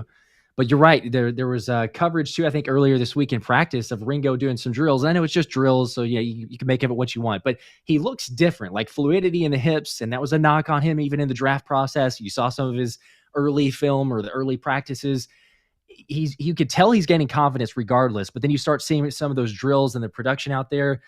There is so much potential, especially for how young he is. I mean, remember, he's just 21. Like, the dude's just started legal drinking age. I mean, come on. Get off the field now, defense. 3rd and 2. Kyler Murray in the gun, takes the snap, right side, complete slant route, 1st down. And it looks like Sidney Brown was in coverage there. Dortch is brought down, a gain of about 5 or 6. I think that was Sidney Brown, if I'm not mistaken. I think he slipped from that play, but it's, again, just a really easy over-the-middle slant route look. He either slips or he thinks it's an out route and tries to jump the out route for another pick, and they hit him with a slant from the slot receiver. You have to see a replay to know for sure. But either way, another 3rd down conversion for all of Arizona's flaws today. That's been a really big bright spot. Yeah, I'd love to see that. Sidney Brown, I think that's going to be sometimes feast or famine as fast as he plays. Now Kyler Murray, it's a wide receiver screen outside to Moore. It's complete, breaks a tackle out of bounds, gain of about 6, brings up a 2nd and 4. You do wonder with all these quick passes and runs to the outside and screens that even though the Eagle front four doesn't look like it gets a lot of pressure to us, teams are still worried about it. They're still calling the game as if they're trying to get the ball out of Murray's hands very, very quickly. We saw that last week against the Giants as well, and maybe that's part of the reason why the Eagle pass rush has been so down this year is not that they are not good, because they have good players, but just because they aren't given any sort of time. I mean, the ball's out in a matter of seconds so far in these couple of early drives for the Arizona Cardinals. Yeah, you're right. It is because they are getting some pressure, but teams are accounting for it. Is there a flag now on the play? James Conner, fumble. Run gain of 1. Oh, no, you got it back. Sorry. I thought I saw that ball come out. This is probably offsides, would be my guess, because they did not blow this dead, and it was thrown at the very beginning. It'll be a 1st down if it was. No, it's an illegal shift. Okay, there you go. So it'll be 2nd down and 9. All right, 2nd and 9 here is showing JG on the sideline. He can't be too happy about the 14-3 deficit that they're in right now. I'm a fan. I hope they just keep running it up. Let's see how much we can beat them by here, though. Cardinals with the ball inside Philly territory at the 47-yard line. Murray in the gun. Got a runner to his right, trips right. Now, looks like in motion is Dortch out to the left side, so an empty set. 11 on the play clock. He's going to take the snap, 4-man pressure, looking over the middle. He's going to fire. Nope, pump fake. Now looking left side, throws it, and it's out of bounds. Intended for Wilson. Incomplete. Brings up a 3rd and 9, but there is a flag on the play. This is weird by Kyler. He double clutches this. He goes across the middle, doesn't like it. He thought he had the guy open, and then he has a wide open player on the left side, but overthrew him, but it's going to be all for naught because it was illegal contact by Kelee Ringo, and that should be an automatic 1st down for the Cardinal offense. Yeah, they're going to show it here too. It's on Dortch. Yeah, he kind of just reroutes him. It is enough. It's sometimes you see that called, sometimes not. It's enough. You could say for sure. I mean, that is a penalty. I thought he threw it for a second with a pump fake. He almost did. Not going to matter. Okay, 1st and 10 though. Ball at the Philly 41, and Kyler Murray under center. Going to take the snap. Handoff Connor, right side. It runs into his own man and brought down. That's thanks to, I think, Moro Jomo with the push. I don't think we've seen Moro Jomo get this many snaps all season. He's been healthy and active. Has he played it? I think he played in 1 game, right? Might have been one game. Yeah. But number 72 is a new face that you haven't seen a lot of if you're an Eagle fan. Look at that. Sheds the guard, plugs the hole, and forces the running back Connor to run in the back of McBride.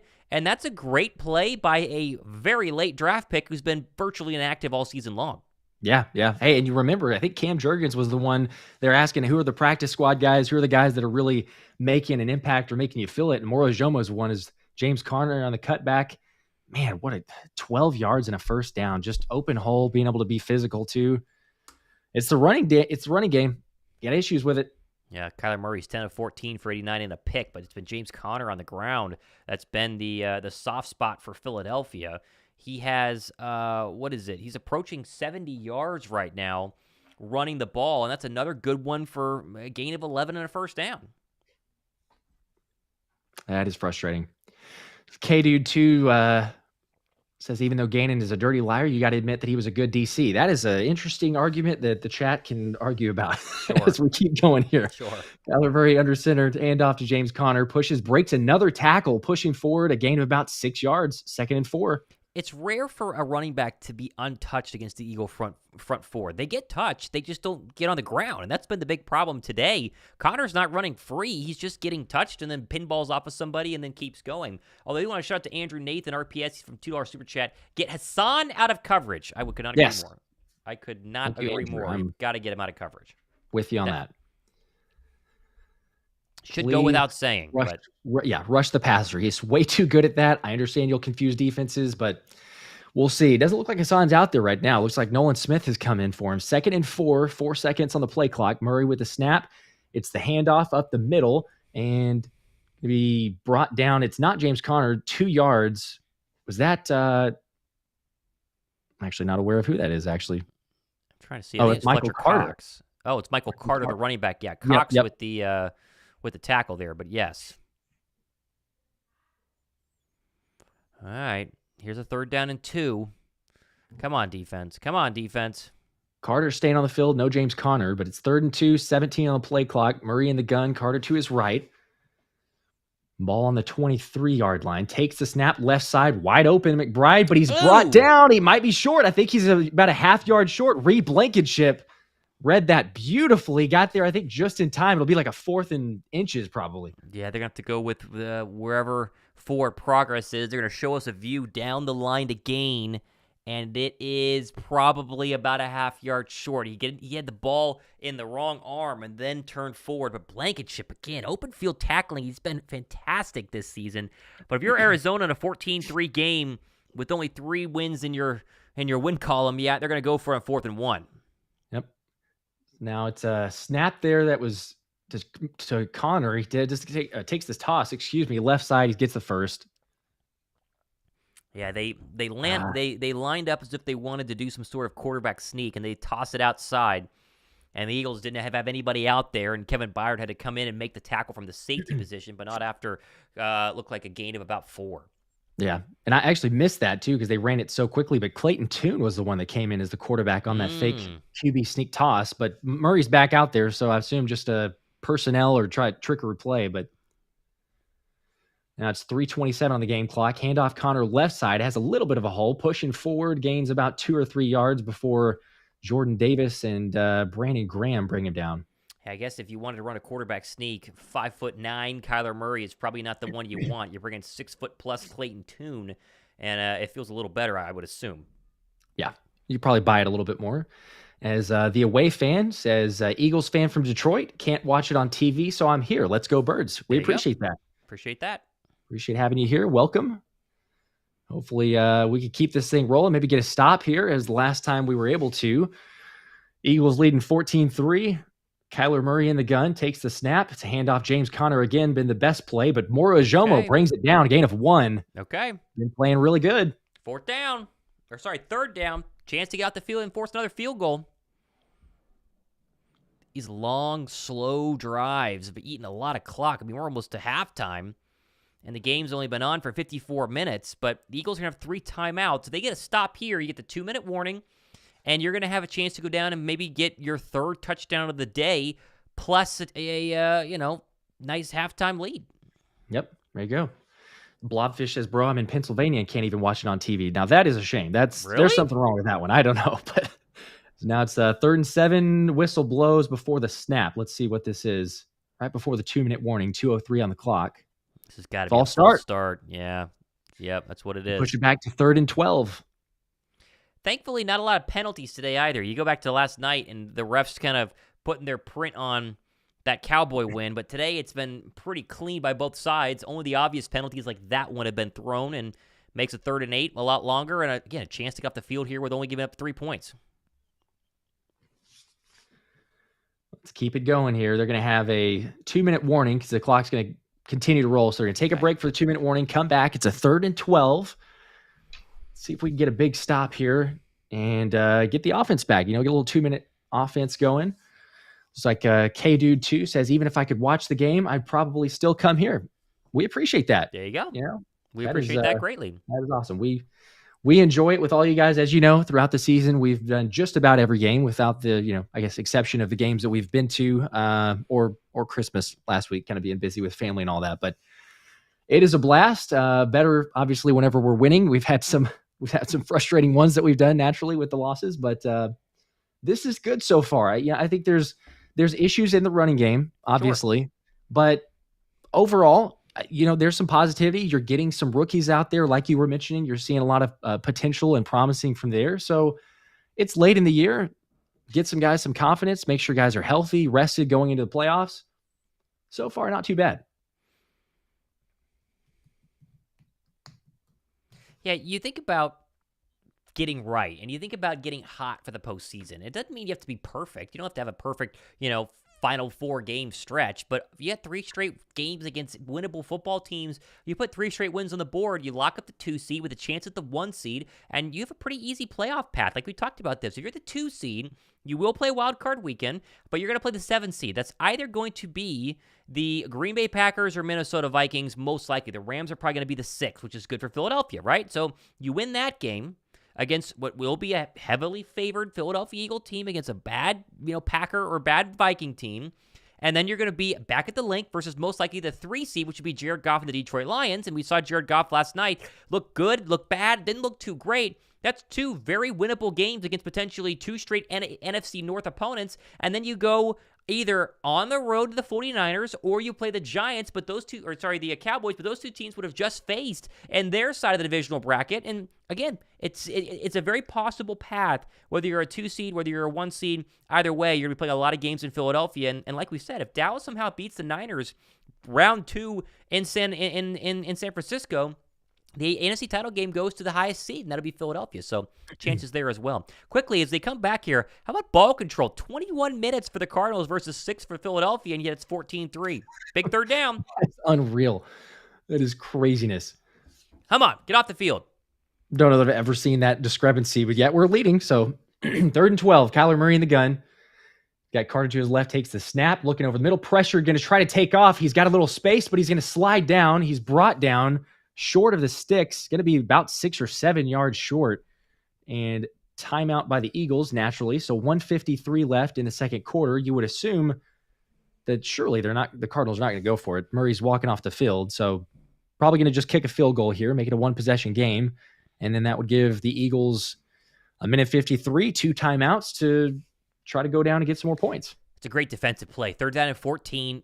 Murray has the ability to run, but you don't bail everybody out in man coverage. You sit back in a zone, and even though he has a 6-yard lane, he needs 8 more yards to get a 1st down, and you can converge on him and make the tackle, and Philadelphia was able to do so, and they're going to force another field goal.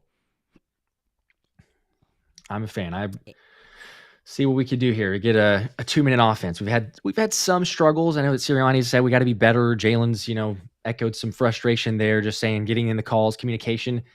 If everybody stays quiet at the link, maybe on this 2-minute drive coming up, that'd be good. Shout out to Devin Lampy, who does a $5 super chat. Been coming here every game this season. Rather listen to y'all than those commentators. Go Birds, go! Appreciate that. Appreciate you guys who watch us for the first time. Heck yeah, definitely appreciate that. All right, a 34-yard attempt. Matt Prater. Let's see if he can make it a 1-possession game. The snap is good. The hold is good. The kick is up and tailing off left, but he made it. Right. 14-6 Eagles, a minute 50 left. 2 timeouts is what they'll have when we come back. And also a shout out here to Karen Chavis says, I truly appreciate you guys having this live stream. I moved to South Carolina, and it sucks not getting Philadelphia Eagles games. Eagles for life, baby. There you go. All right. Yep. In South Shout out Carolina, Karen. you're probably getting probably what, Saints Bucks today would probably be your game, which is not that exciting. So glad you're with us. Yeah, it's And or you got Carolina probably too, as Oh, frustrating as that might be naturally. But yeah, Carolina. What game are they playing today? Jacksonville without Trevor Lawrence. So there you go. 6-0 with a first and goal for the Jaguars. They're leading that one. Dolphins now trailing 14-10 to Baltimore, 6 to go in the second quarter. Texans up 17-0 behind C.J. Stroud's first game in about 3 weeks. You gotta like that. Yeah, I was gonna say, yeah. Shout out to the Washington Commanders. They have tied it up in the second half or the second quarter. It is 10-10 behind a receiving touchdown from Terry McLaurin. And again, if the Niners lose that game, they open the door up for the Eagles to claim the number 1 seed next week with a win against the Giants. We'll keep an eye on that one all day today. How insane would that be? That'd be crazy. Saints Bucks 7-0. Saints, Rams, and Giants are knotted up at 7. And those are for all the people who are worried about the Rams being, the dark horse playoff team. They're good, but they're very flawed as well, as they're struggling against New York. Colts 7-3 over the Raiders. Falcons on the board, but they're down 14-7 to the Bears as they start the second quarter in that game. And Buffalo has taken the lead behind 2 Bailey Zappi picks, 13-7 Bills. Zappi has 5 passing yards and 2 interceptions. If you were a Patriot fan, you need to look away now. Yeah, they probably been saying that a lot this season. I mean, but yes, definitely there.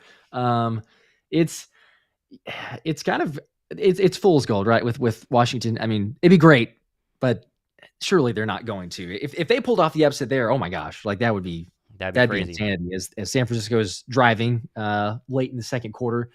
Also, shout out to Arambe John, says, listening from Mexico. We got Godwin. Nice. I came to Africa to visit my family. They're only showing the Ravens game, but I appreciate you all so much. Africa, man, we got people all over the place. We definitely appreciate you guys. Another one, Freda Allen.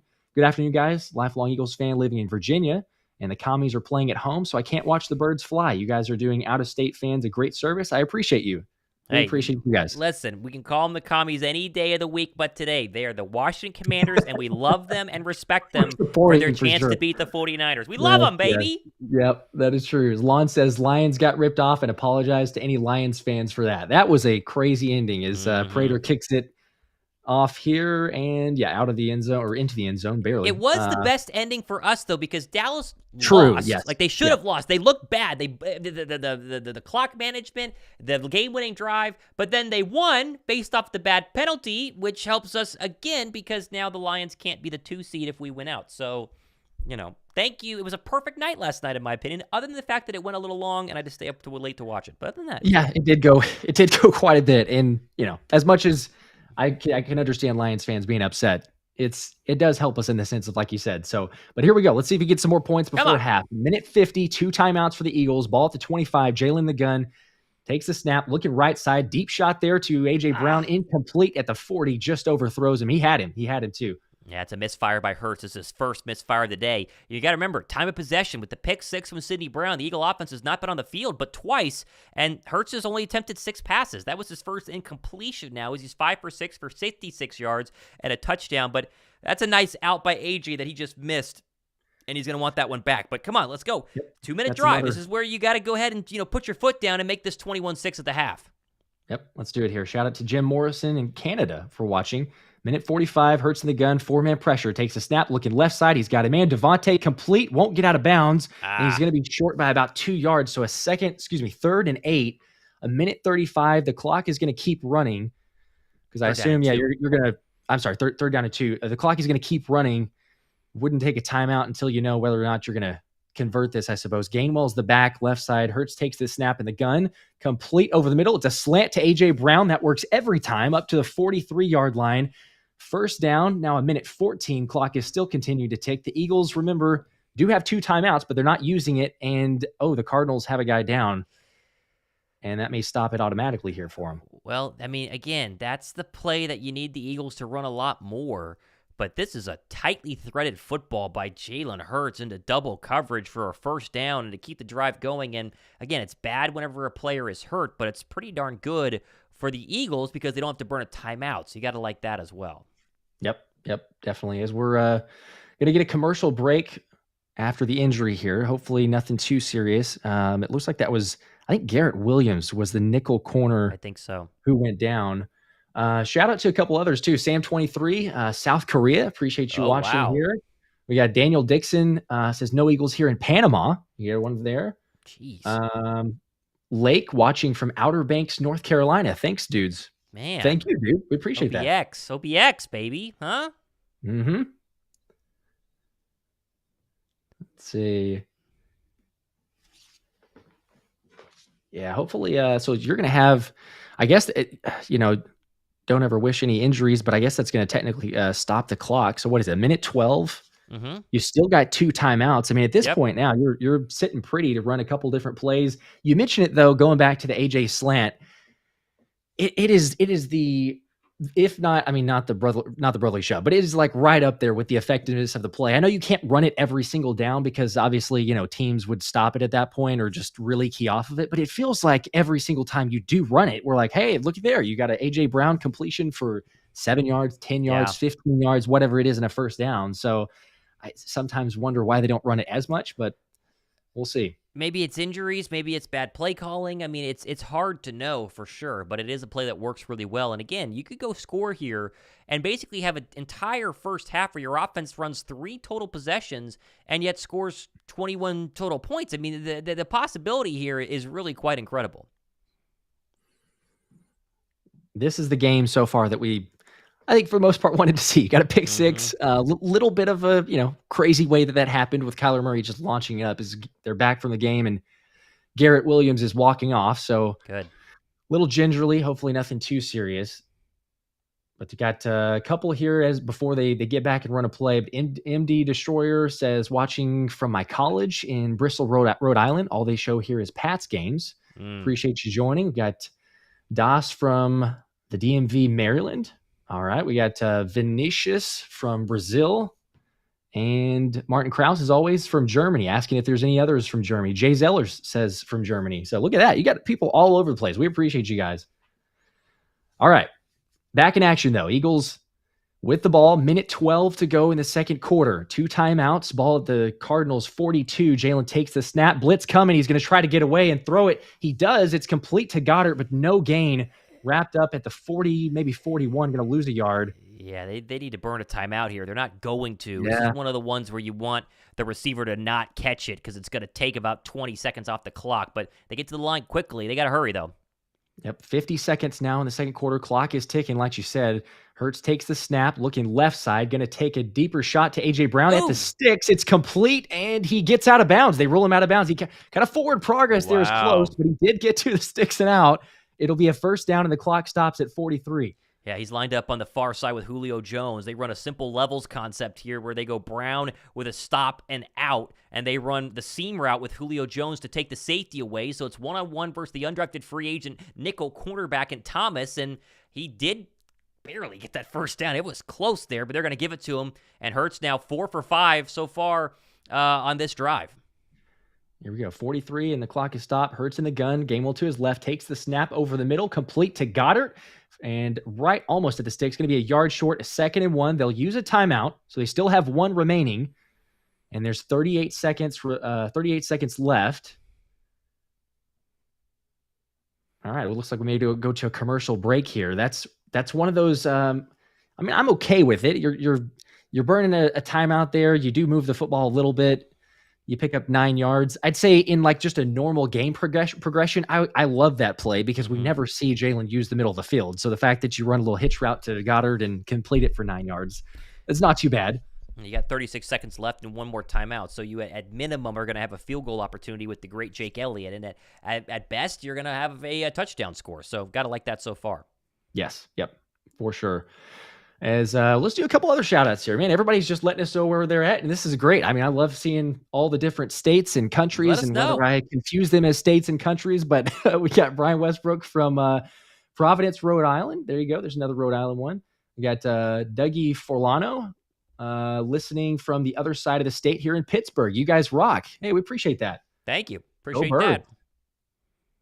I got Gammy Rosa, and apologies if I'm mispronouncing people's name, but listening from Connecticut. Both y'all are straight awesome. Love your content. Thanks for doing this. Go Birds. Appreciate it. Appreciate it. Yeah, go Birds.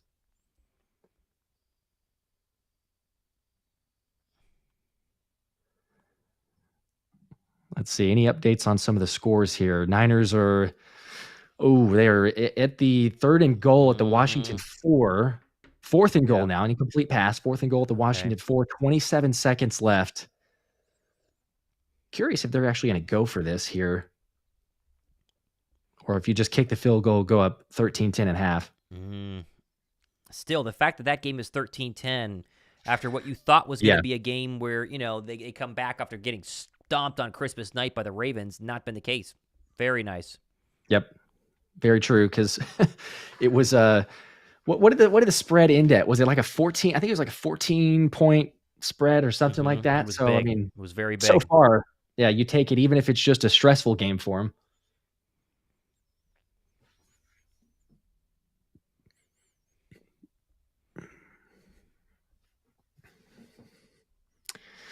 As Zappy scores a touchdown here for the Patriots after 3 interceptions. It's a 20-13 game. All right. So some good games going on right now. That's for sure. Hey, look who's at the game, the Eagles game. Go. Jay Wright. I've met Jay Wright. He's a nice guy. Yeah. Nice guy. Met him at Big East Media Days back in the day at Madison Square Garden. That is one dude who dresses very nice, very fancy. Nicely. I don't know how much they cost, but that is a pretty penny. All right, come on. All right, they're back now. 38 seconds. It's a Jalen in the gun, takes a snap, blitz coming. He's going to look left side. They pick it up. He's going to get a deep shot to DeVonta Smith in the end zone. It's incomplete. No flag? Wow, I was expecting to see something. Really? Maybe. No flags. Well, they pick on the undrafted free agent Thomas again, and I think he's tackling DeVonta Smith in the end zone. Let's see it again here. I guess not.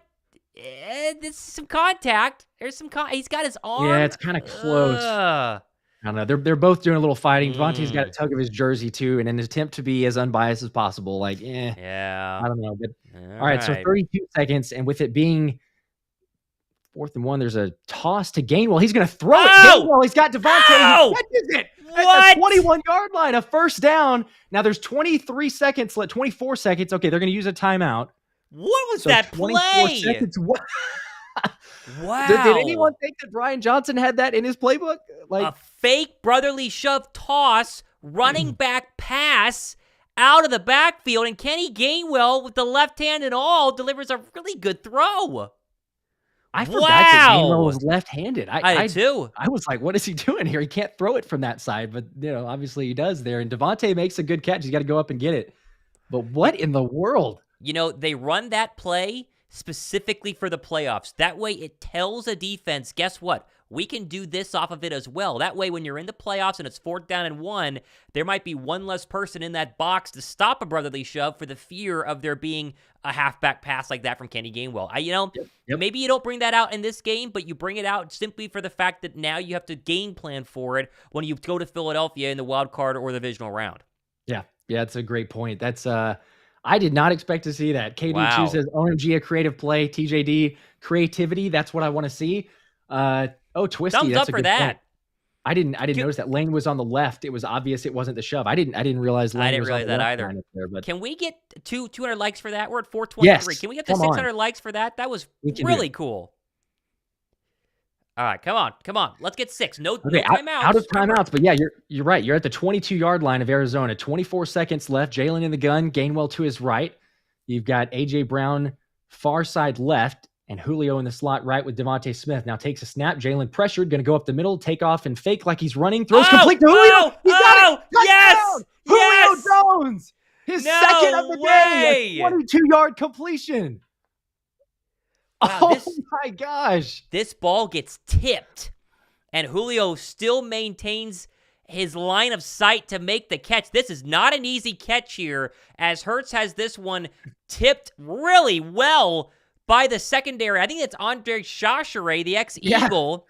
And that is a catch and touchdown, and it feels like it's 2011. Look at that. Who had Julio for multiple TDs? Oh, my I know goodness. we already had one that was the anytime touchdown scorer, but did anyone, honestly, have Julio Jones at 2+ touchdowns? Unbelievable. As they score 16 seconds left in the second quarter and going to take a 21-6 lead. Oh, my gosh. Wow. Listen, you love to see it. You love to see it. 21-6. How about 21 points in the first half? Where's this team been? Yeah, I mean, wow. Is Brian Johnson in his bag that he's just been saving, or he got a brand new bag from Santa after Christmas? Because I don't know what this is. Like, you got a Kenny Gainwell. What was that? I go back to that play. You got the fake brotherly shove. I love what you said. You're going to, put it on tape for defenses in the playoff, but still, It's like, man, you got some creativity there. That one's, more of a Jalen making something happen, but still this team just has a little bit more umph in it. You got some hurry up naturally in a 2-minute offense. And I love the fact that you're actually going to just start bringing that out. We've seen it in other regular drives, even when you don't need to play the hurry up, but keep the defense on its heels and add the points on. So 21-6, let's go. The Eagles have set the first half scoring record for the season today against Jonathan Gannon's defense. And another fun little nugget for you. Remember the tampering that obviously Jonathan Gannon did with the Cardinals? It resulted in the Eagles getting a higher third-round draft pick. That third-round draft pick was used to select Sidney Brown, who had the pick 6 earlier in this game. So a lot of fun in this one so far today. Wow. 21. This is what it's like to have a nice, fun, easy first half, Josh. It's quite amazing. I'm not sure how to feel about it because, again, it's usually we don't feel these ways, but we did have it last week, and then, you come out with the butt fumble of sorts. So hopefully we keep it up, right? These are the vibes that we want to see. Let's play a full game this way. But, yeah, it's very different feels, different vibes. Again, we'll be realistic here. It's not like we're playing, one of the upper echelon teams. It is the Cardinals, but still, like you're showing something. You're being a little bit more aggressive, creative play calls for once that we can actually love. And overall, it's I don't have a whole lot of concerns or questions. I mean, really, the main thing that we've said so far and go back to is just the run defense. You're giving up a lot of chunk plays there, but other than that, not been too bad. So we will take it. He got it like Julio Jones, too. He immediately sees the scramble drill as Hurts steps up in the pocket, flips his shoulders, and gets into the line of sight of Jalen Hurts. And then, again, it's a tip pass, and so he's able to not, freak out as the ball spins around, laterally and makes a play there. And, again, a 9-play, 75-yard scoring drive. That's a 2-minute scoring drive. And now you have Julio Jones as the oldest Eagles player with 2+ receiving touchdowns since 1997. I was 1 year old. That's unbelievable. That is a long time since that's happened there. But he's, like he said, right? Even whenever he first says the kickoff is out of the back of the end zone. But he even said, someone said, how much do you have left in the tank or something to that effect in his opening presser. And he's like, we'll see. He's like, ask me that question again. We'll revisit that whenever we get to the end of the season. So I haven't seen a whole lot from him, but I like it, similarly to the creativity of the plays. It's just a little wrinkle. You're like, oh, hey, you know what? The Eagles can use Julio Jones. There's some impacts that he can have. You got to account for him. We might see that a little bit in the playoffs too. So Cardinals with the ball. They do have 2 timeouts at the Philly 25. We'll see if they try to play aggressive as Murray takes the snap. They're looking to take a shot, and it's an incomplete pass over the middle. So now 12 seconds left. Kind of surprised that they're going for it here instead of just running the ball. There's not a lot of time left, and they only have 2 timeouts. Like, what are they going to do? Burn one and then let it go to the halftime, or are they just going to they're going to run another play? I guess so.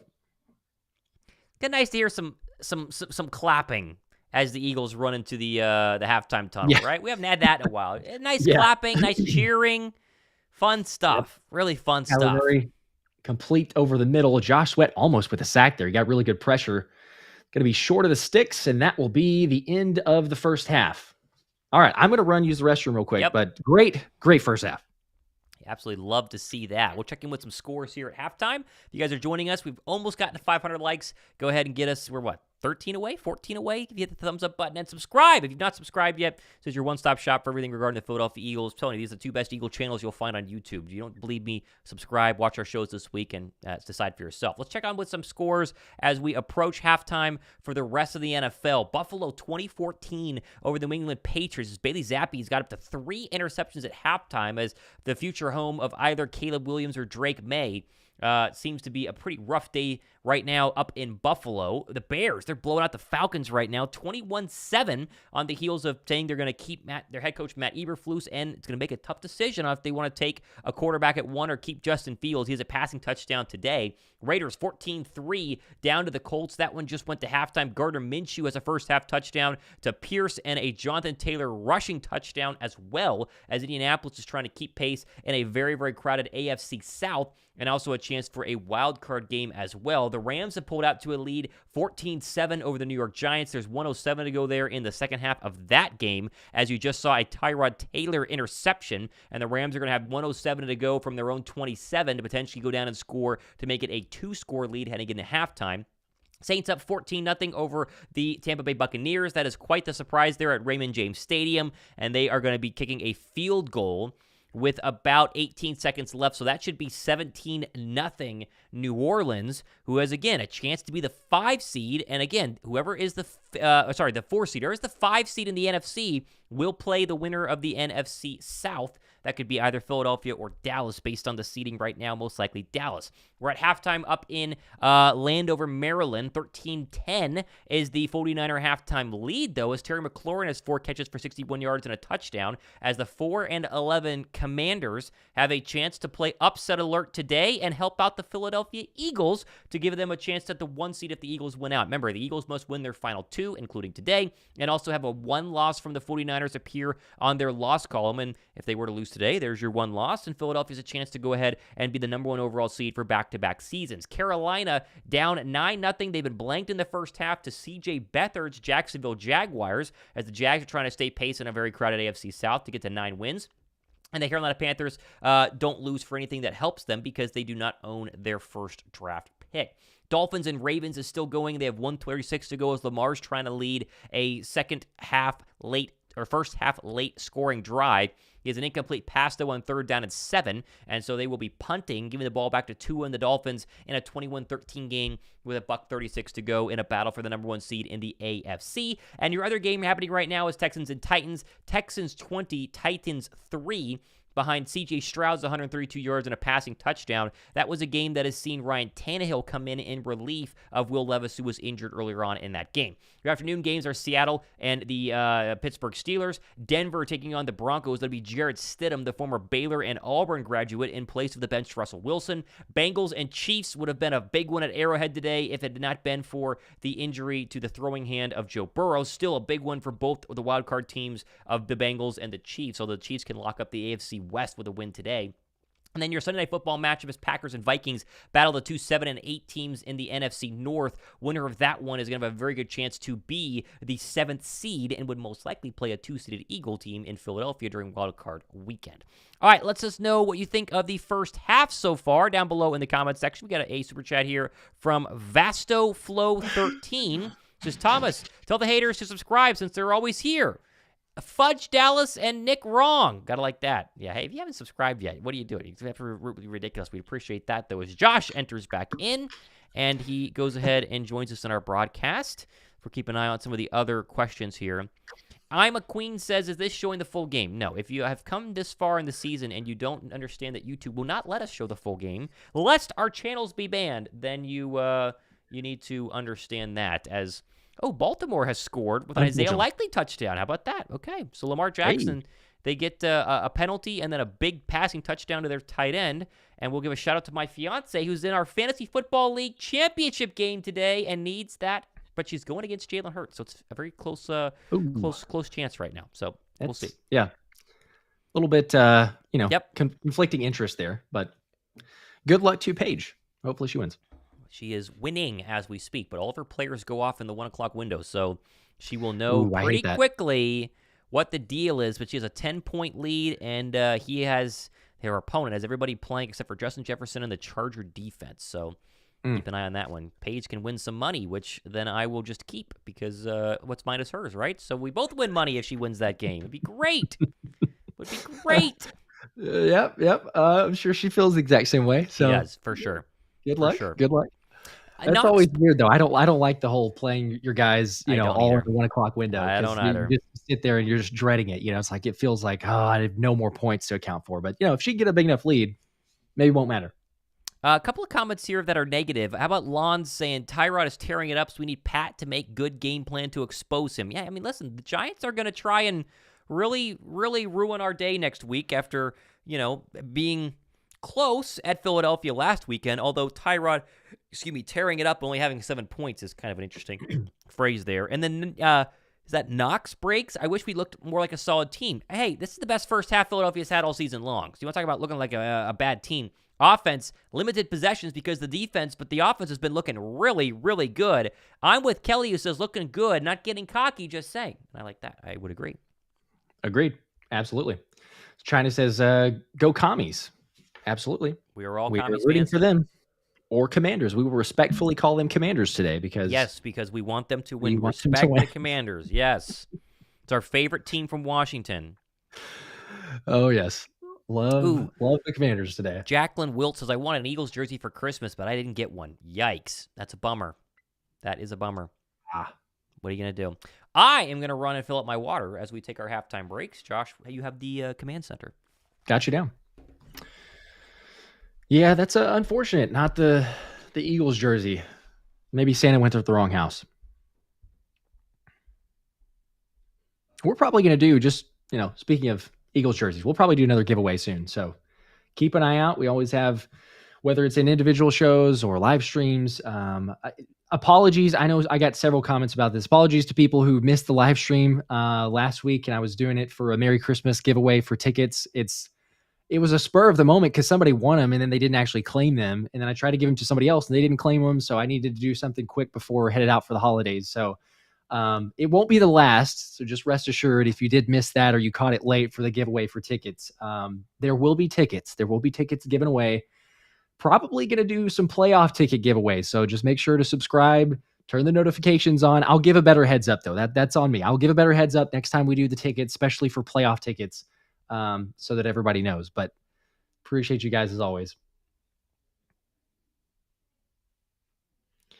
Josh H with a super chat. I unfortunately can't pull it up here with Thomas, but I'll read it. But the box score for this game is nuts.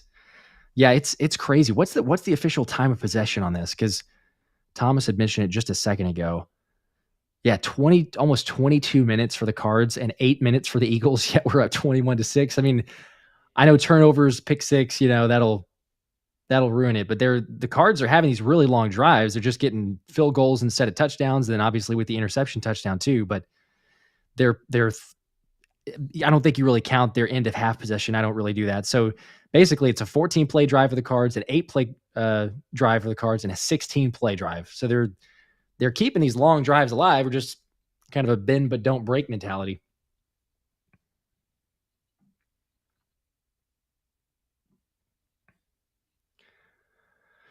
Let's see here. We got some others. Lots of Fly Eagles Fly from Philly fan here.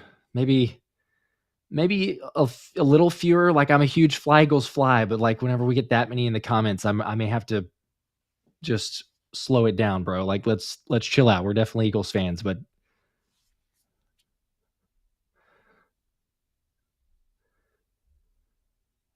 China says, Josh, been loving your videos with Anthony. Appreciate that.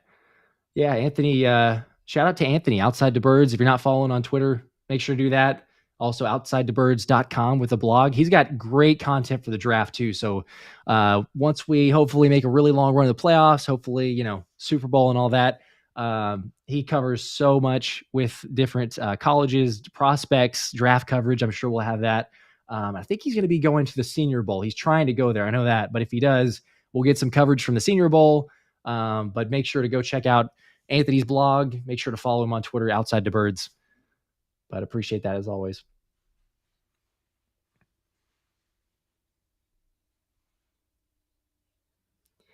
Did we start a chant in the chat? I'm just like, there's a couple people here that are like, Fly Eagles Fly. Like, I'm all for that, but There's a ridiculous amount of comments here, and I'm trying to sift through these.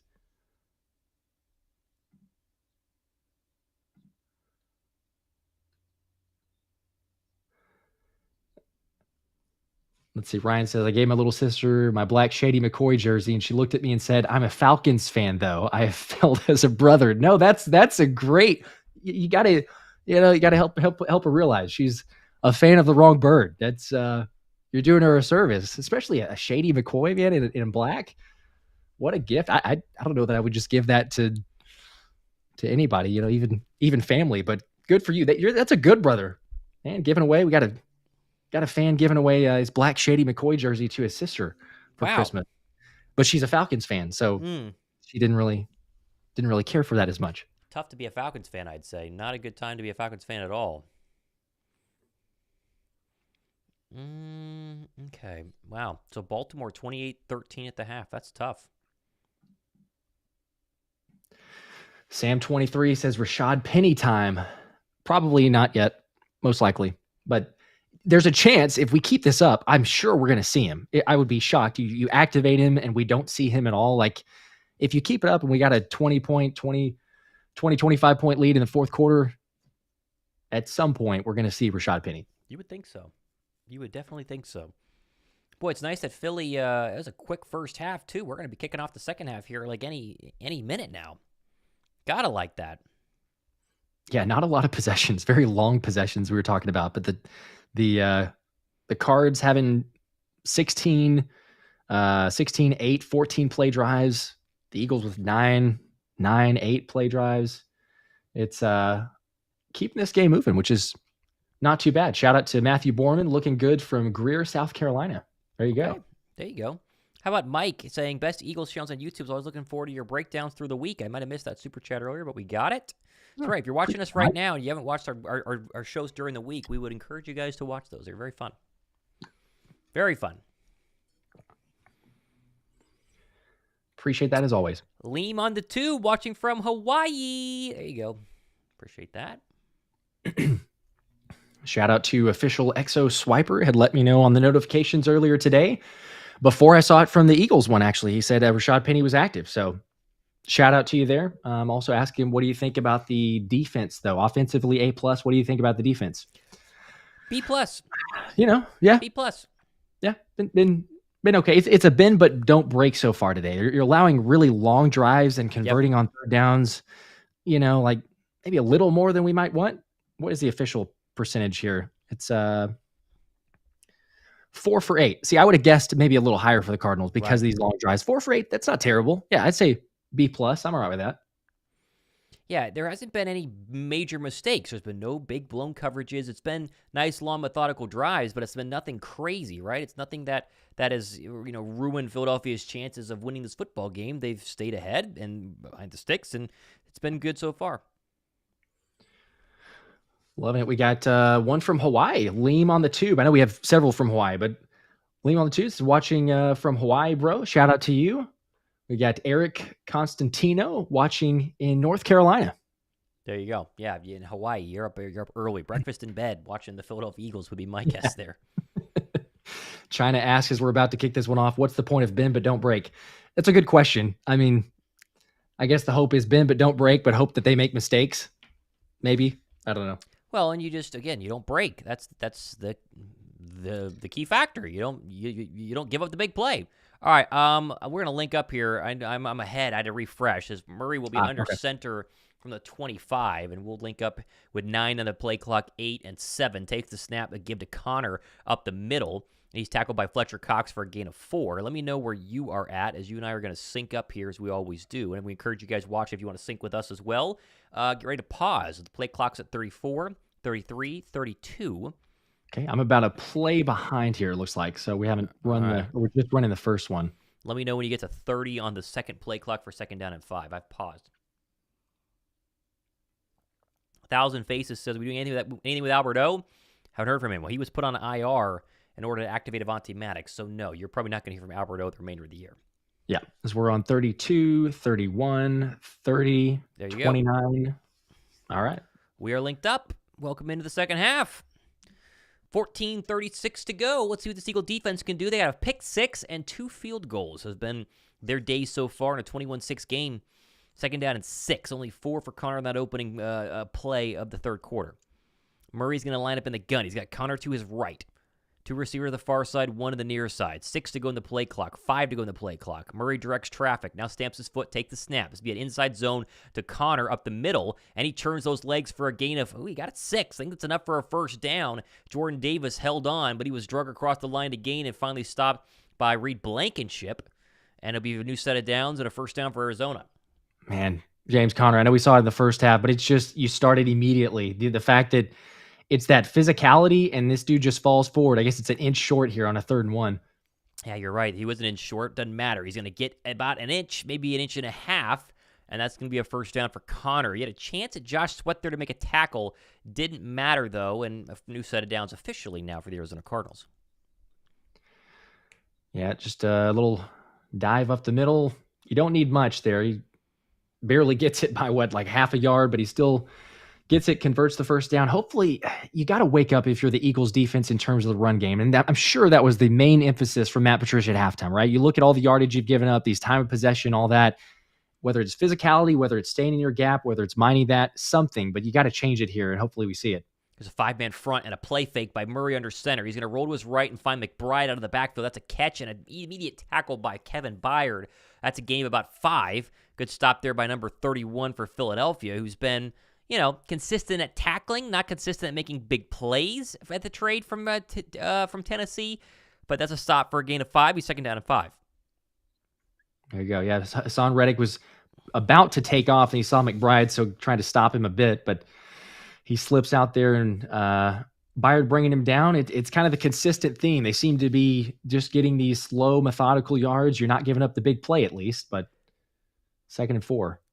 Motion Dortch across the formation. Murray under center, 2 tight ends to the near side. Takes the snap. It's a give to the other running back. I made a good play. Gosh. And he's going to have a big first down and more. I can't see who that is. It's Michael Carter, who put, I believe that was Eli Ricks in the absolute fetal position there. That will be seen on highlight reels for many days to come. And Eli Ricks, his ankles got completely destroyed there. Yeah, big gain there for Arizona. I'll be honest. I think Ringo's got to be your starter. They do this thing where they rotate Ricks and then rotate Ringo. I think Ringo's earned the opposite starting role, but they're rolling with Ricks here to start the game and to start the third quarter. 1st and 10 inside Eagle territory. You're not going to want to see that in film review this coming week if you're Ricks. 21-6 Eagles, 3 to go in the play clock. Murray in an empty gun set. Eagles with 4 defensive linemen. They bring all 4. Murray takes a snap. Looking left, throws left. That's going to be caught. That is going to be enough for a first down. And that is Wilson working on Nicholas Morrow, shoved out of bounds by Eli Ricks. And another good gain, another good drive here from Arizona. They've done this all day where they marched on the field, unable to get in the end zone so far, though. But nice pitch and toss by Murray and Nicholas Morrow in coverage. In for the injured Zach Cunningham, who probably needs one more week before he's going to be back on the Eagles' playing field. Yeah, and you've seen it quite a bit. I mean, Murray just stared it down. Whether it's a James Bradbury on one side or a Nicholas Morrow, but the Cards have seemed to isolate that, and just Kyler Murray doesn't even have to go to his second option. You kind of wait for the break and make the toss. 1st down and 10 from the Eagle 33. Murray in the gun with Michael Carter to his left. Delayed blitz. They're going to throw a slant behind it. That's a catch and immediately tackled by Wilson. Wilson by Sidney Brown. He's going to get 6 there, and that, again, when the Eagles bring pressure, it doesn't seem to get home, and the Cardinals have had answers for it, especially on quick slants like that one right there for a gain of 6. So 2nd down and 4. 10:34 to go here. Here's another 5+ minute opening drive by Kyler Murray, and these Cardinals start the third quarter. They had a really long drive earlier in that second half. Ball's at the 24, make it 26-yard line of the Philadelphia Eagles. 4-man front, including Jalen Carter and Milton Williams. Murray takes the snap. It's going to be a give to Michael Carter. Bounces out left side. Nice size hole there. He's got a first down and more. There goes Michael Carter to the 10. Michael Carter to the 5. And finally, gang tackled by Eli Ricks and Sidney Brown. They're going to put him down at the 5.5-yard line. And the Eagle run defense is going to be the reason Eagle fans are going to be upset after this game today. It's been bad. It's been terrible. It's the cutback lane. It's being able to, and I mean, Milton Williams is kind of calling for a hold there, but that wasn't much of anything, at least from the first look. He just kind of gets pushed back inside and allows the massive hole there. No, it's really between Nolan Smith and Milton Williams. And I don't know how many yards Carter had before he was even touched. Probably, 10 yards or so before Yeah. finally Sidney Brown grabs him. All right. Panic time for the Eagle defense. Might be surrendering some more points here. First and goal from the Eagle 5. Murray under center. Takes the snap. This would be good to Michael Carter. And this time he's stopped in the backfield. And there's Brandon Graham or Moro Jomo again. Really good penetration there. That's a loss of 2. And finally, the Eagle defensive front gets a stop of the Cardinal rushing attack. Yep, you called it. Moro Jomo and Jordan Davis just continue to get that, or got that pressure on this play here, making the difference because they're going to the left side, but as Jomo just kind of blows that up along with Jordan Davis, no cutback lane, and then Brandon Graham's there to clean him up. Second down and goal. They're going to move it back to the 7-yard line here, as Murray's going to be in the gun. This is the Michael Carter drive. He's to the left of Murray. 2 tight ends. Murray changes the play at the line of scrimmage. He's got to hurry up, though. 5 in the play clock. 4 in the play clock. 3, 2. Murray claps his hands. They get the ball off with 1 to go. Here comes a 5-man front. Looks left, throws left. That's Carter. 1 man a beat to the end zone, and he's in. Oh, come on. Dang it. And it looked like Shaq Leonard with a chance to stop him short, and he was unable to, and the Arizona Cardinals have mounted a near 7-minute scoring drive to start the third quarter, and the Eagle defense looked bad in that one. Yeah, that was not good. That was, we talked about the bend but don't break, and I mean, that's kind of a death by 1,000 paper cuts because there's not any massive chunk plays for the most part. I mean, it's just kind of, hey, here's your 5, here's your 7 yards, and just move down the field. But, I mean, Shaq Leonard kind of had a chance there. He's out in space. You'd love to see him bring him down there. But overall, that drive, like you said, not a positive look. Extra point up and good, 21-13, as the Eagle 2-score lead is now down to 1. Let's check in on some of the third quarter games. Washington has given the 49ers a first down and goal inside the Washington 10. It's now third down and goal. We'll see if the Commanders can hold on there in what's already a 13-10 game. They get a first down, and it'll be first and goal now for the 49ers. Jacksonville has a rushing touchdown to Travis Etienne, 15-0 Jags over the Carolina Panthers. Baltimore got a late touchdown catch at the end of the first half. They're up 28-13 in a battle for the 1 seed versus 2 in the Miami Dolphins. Texans 20-3 over the Tennessee Titans. Saints have kicked off the third quarter. They're up 17-0 in Tampa Bay. Rams 14, Giants 10. That one just kicked off as well. Raiders and Colts into the third quarter, 14-3 for Gardner Minshew. 21-7 Bears kicking off to the Falcons to start the third quarter. And Buffalo and the Patriots are into halftime at 20-14. Lots of one-score games. There's only 3 non-one-score games happening right now in the NFL. Philadelphia is now one of the one-score games. Yep, that's not a great look, like we said on the first drive of the second half. I don't know. It's similar for the most part, honestly, from what we saw from the first half, just in the sense of they actually were able to come down and Cardinals converting for 6 or 7 and getting in the end zone. So, yeah, it's hard to say because we talked about this earlier, but the pass rush, not being great in terms of the production, and I say production as far as sacks. But it's really hard in this game because Kyler Murray is quick 3-step drop, if that, and it's get the ball out immediately. So there's not a whole lot of time, but maybe we can have some adjustments. I was hopeful we might see it at halftime with Matt Patricia, but it's a combination of you'd like to see maybe not allowing the slant route, not allowing things over the middle of the field. But really, I think the main thing it comes back to is the run defense. I mean, what are we at now officially? It was yards per carry I was looking at before at halftime. It's only gotten worse. Let's see. It's yards per carry is 5. Yeah, that's not good, as everyone knows. 5 yards carry is not good. They have 130 yards rushing already. It's been an issue at times to kind of ebb and flow. You fix something or it's not as bad, but you got to get something figured out, especially going into the playoffs. Because if a team's going to just be this dominant, this easy to run the ball, it doesn't matter if we can kind of fix the secondary, which has been suspect in an issue, because they're just going to take it away with the running game. So hopefully we'll see some adjustments here. 26 carries as well. 21-13 Philadelphia, 8:42 to go third quarter here as they're about to get the football for their first drive of the third quarter. And we're going to see with the Eagle offense, which has been great, minus their opening drive, which went 3 and out. They get their 4th drive of the day. It's crazy the time of possession differences and what's a 21-13 game. But you think your long scoring drives with the Arizona Cardinals, the pick 6 by Philadelphia, giving the ball back to the Cardinal offense right after that. It's going to be an interesting possession here for an Eagle offense that has looked good so far. It's just been the defense on the field for 28 minutes and 6 seconds. You would hope for a long scoring drive if you're the Eagle defense right now by the offense to go ahead and give him a little bit of breather. Here we go. 1st and 10 from the 25. Hurts takes the snap. Turn gives Swift. His 6th carry of the day goes for nothing as he's tackled in the backfield by Barnes. He might have gotten back to the original line of scrimmage. It'll be 2nd down and 10. Yeah, that was a great pursuit there by Barnes. Really nowhere to go. Not going to make a big play out of that one. But, yeah, I got some several comments here talking about the defense previously. But Austin Harris, there's absolutely no physicality here. Do they even care? But you kind of alluded to it or mentioned, again, there is problems. But that time of possession, you got it. If you're the offense, you have to give them a breather. There's way too many plays and already way too much time they've been out there.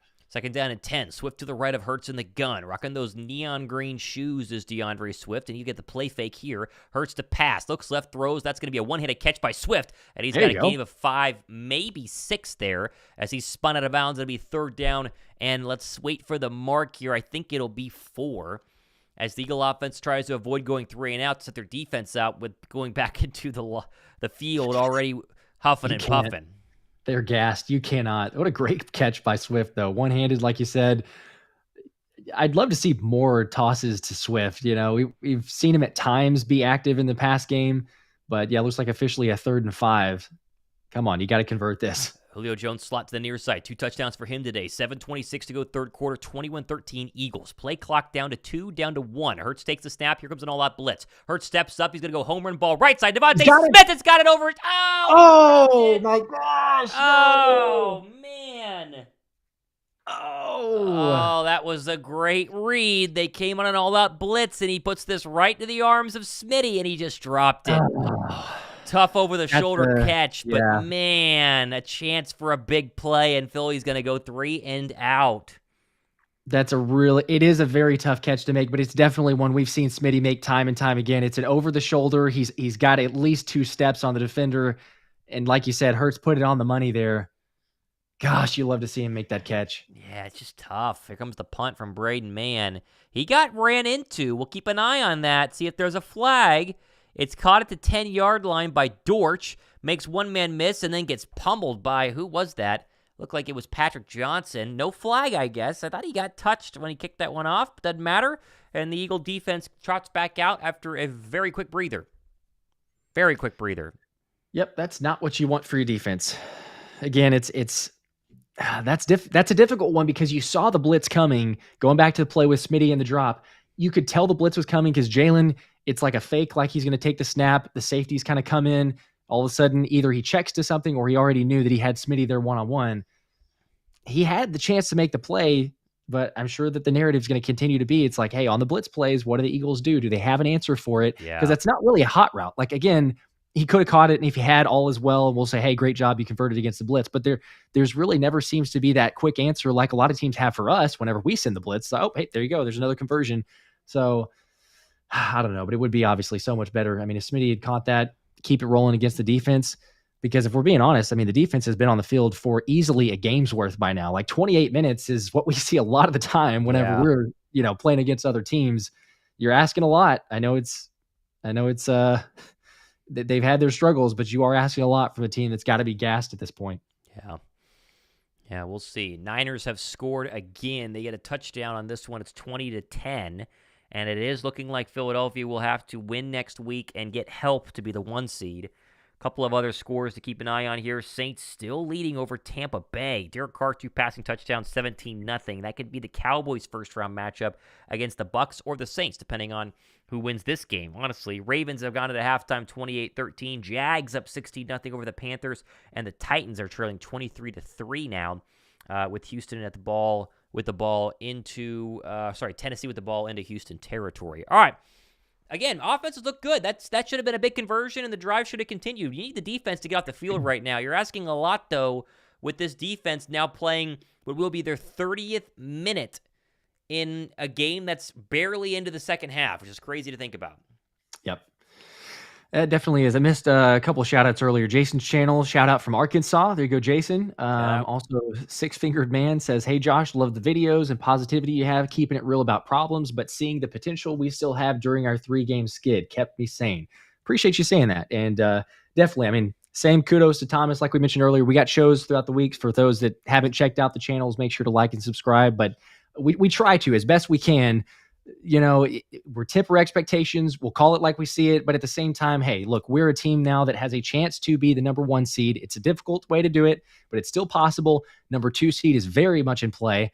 And we know, regardless of at times how frustrating it is, and there's weaknesses and struggles, take a look at all the teams around the National Football League outside of, I don't know, maybe Baltimore, who looks just about unbeatable right now. But like, everyone's had their struggles. So you never know what could happen. Shout out to Kendu for saying change the 2 to the Q3 to Q or Q2 to Q3. There you go. I appreciate that. As Connor has a first down run, he'll get 4 yards, and it'll be second down and 4. Arizona with the ball down 8, 6:51 to go here, third quarter. There's some Kyler Murray, 16 of 21 for a $128 and a touchdown. He has the 99-yard pick 6 as well. As they blow the whistle, somebody is somebody hurt? Unsure. But not only is the real problem at the time of possession, Cardinals have 135 yards rushing to Philadelphia's 21. So after DeAndre Swift's back-to-back big games, he's going to be very quiet so far in this one.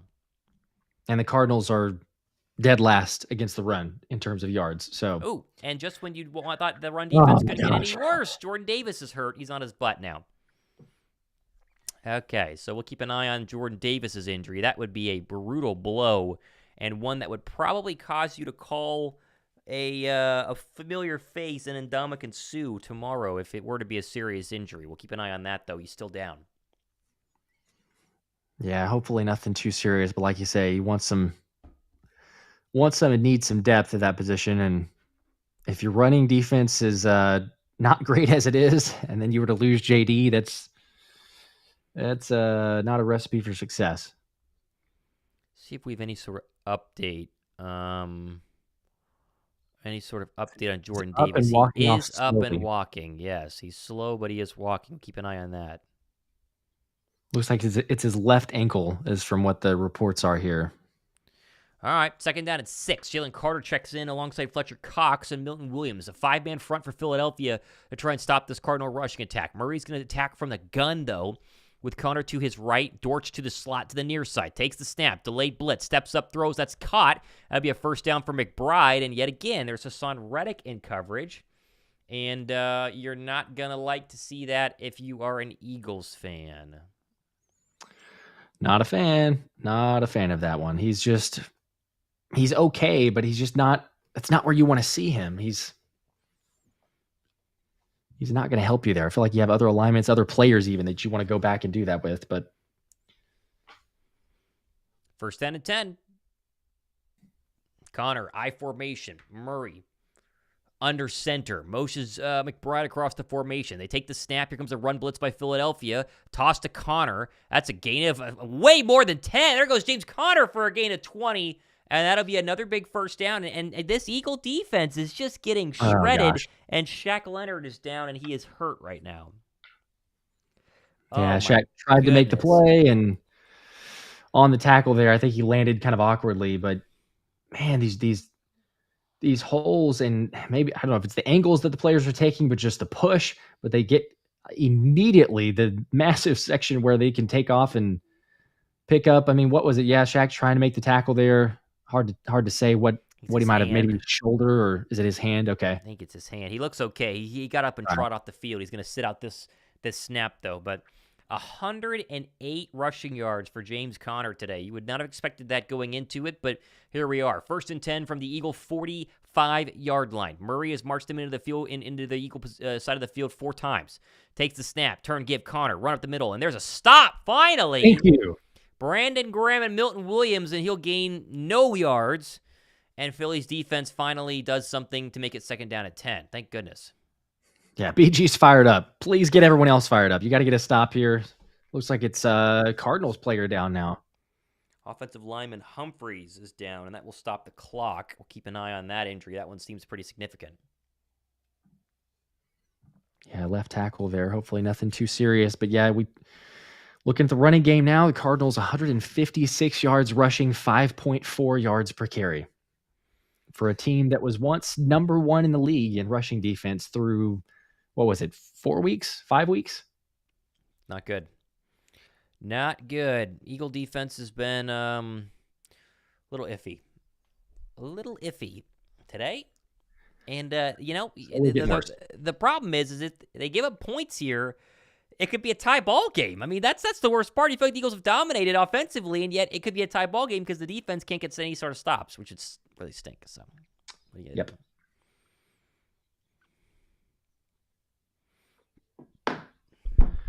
All right, yeah, you hope you can get a stop and get the ball back, and then also allow the defense to get a breather because, you're literally sitting here at Cardinals 3 times as long possession as the Eagles. That's crazy. Usually it feels like the reverse. We can't get those explosive plays. We got to keep drives alive. We have these, 8-minute possessions even whenever we do score.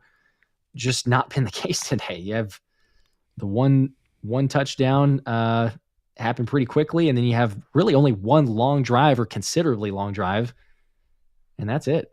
James Carver says the linebackers are shooting gaps instead of filling gaps to stop the run. They're all trying to make the big play, and pressing the vets have to gain control of the rookies. That's been a problem, especially for people like Sidney Brown, who shoots gaps very well, but sometimes he is, a little bit too overeager, I would say here. Yeah. China saying, so is Desai getting his job back because he obviously wasn't the problem, LOL. Ha. I mean, maybe that's why Sirianni didn't officially change the title of defensive coordinator. Maybe. It gives them the option to say, hey, you know what, Matt, we're gonna go back. We're gonna go back to Desai. Did you see that while we're in commercial break? Did you see the report? I'm sure you did. Jeff McClain saying the whole Sirianni undermining Desai, and no, he had a write up on it that sources. Again, who knows what these sources are, because I do think that he has some good reporting, but then it's like the Jalen Hurts. Do they question his leadership and all that? I'm like, God, come on, really. But he was saying during the bye week that Sirianni was the one who self-scouted Desai's defense, and that's whenever he made the change to basically not allow Desai to have as much say on third downs on the defense. So it kind of already happened before the official change to Patricia. Again, it's like, dang, who knows what to believe? Who are those sources? Who's actually saying stuff there? But you got to get something fixed on the D, certainly the rush defense. Second down and 10. Here's a play fake as Kyler Murray's going to step up and throw a deep out that's going to be caught for a first down. There's Dortch working on DeVonta Maddox, and there's a good example of how the run opens up the pass as the Eagle linebackers suckered up after the play fake, and then they were all trying to scramble to get into coverage, and that is a good play on DeVonta Maddox there by Greg Dortch, and Cardinals are marching again as this defense isn't stopping anybody. It just looks so easy at times. So easy. Yes, it does. To look. 4:22 to go here, third quarter. 21-13 Philadelphia. Kyler Murray completed his 18th pass of the day for $146, 1 touchdown, 1 pick. They're going to go empty now on first down and 10 from the Eagle 34. Murray stamps his foot, takes the snap. Here comes a linebacker blitz from Shaq Leonard. They throw and catch. That's another first down. There's Wilson across the 24 to the 20. That'd be a gain of 14 on a quick slant. Every time the Eagles are blitzing, they're throwing slants behind it, and it's ripping up the Eagle defense. They've consistently, and we said it earlier, but every time that they see Nicholas Morrow in coverage, it's almost like the immediate route. It's the immediate shot. Kyler Murray is not looking at a second option. He doesn't have to. You see the blitz, it, so you go after Nicholas Morrow, and 90.8 passer rating for Murray. I mean, he's got the interception, which hurts him, but that was kind of a toss it up thing. Other than that, he's been too easy for those throws. Murray, a keeper, and he's going to get the edge and have a lot more and get to about the I couldn't tell the yardage there. He got about 7 yards on that quarterback keep. A simple zone read where he keeps it on the right side. Nolan Smith had a chance, unable to get a stop there. And again, we are a score away from tying this one up, and the Cardinals are knocking on that door. Yeah, Nolan Smith almost had him, but able to get around that. K-Dude 2 says, which team is winning? It's a good question because it feels like, and again, maybe we're too emotional. Maybe it's easy to get the ebbs and flows whenever we struggle here. But man, there's so many times there's you feel the momentum, you feel the completeness, and then it just drastically changes. There's a give to Connor on 2nd and 2. He's obviously got the first down and down to the 5 as the Eagles they're just not, they can't do anything stopping the run at all. It's crazy. And you do fear. I mean, what does the best team in the NFC do well? That's run Christian McCaffrey right now. You got to get a rematch here. It's been ugly today. It's been very ugly. 21 carries for $115, averaging 5.5 is James Conner. Oh my goodness. Not a positive sign. First down and goal from the Eagle 5. It's 8-point game. The Eagles have 8 total yards of offense this half. Murray in the gun, takes the snap, 4-man pressure, steps up. Here comes a pressure. He's going to miss the sack there. Oh, Murray's still scrambling around. Now he's going to throw left side, and that is caught one-handed by James Conner for a touchdown. Are you kidding me? What a catch. Oh, my goodness. And the Boo Birds are going crazy in Philadelphia right now. Crazy. And this is on Nicholas Morrow again. Wow. Which is not surprising because that's who they go after when they need a completion. But man, Josh Sweat, I thought he had one. He's had so much frustration of being so close and not getting a sack. Kyler Murray keeps it alive, and like you said, I mean, that is a ridiculous catch from James Conner there. But golly, they will go for 2 to try and tie this one up. They're 3 for 12 on 2-point conversions this year. Is Arizona? Let's see what happens. Murray in the gun. Conner to his right. 2 minutes to go in the third quarter. Philly was once up 21-6. They have a chance now for a tie game. Arizona. Murray in the gun. Takes the snap. Here comes the pressure. Looks left. Throws. Corner of the end zone. Caught. There is a penalty flag, though. This is probably going to be offensive pass interference for a pick play. If it is not on Philadelphia, or if it is on Philadelphia, it's on Philadelphia. It's good. We have a tie ball game.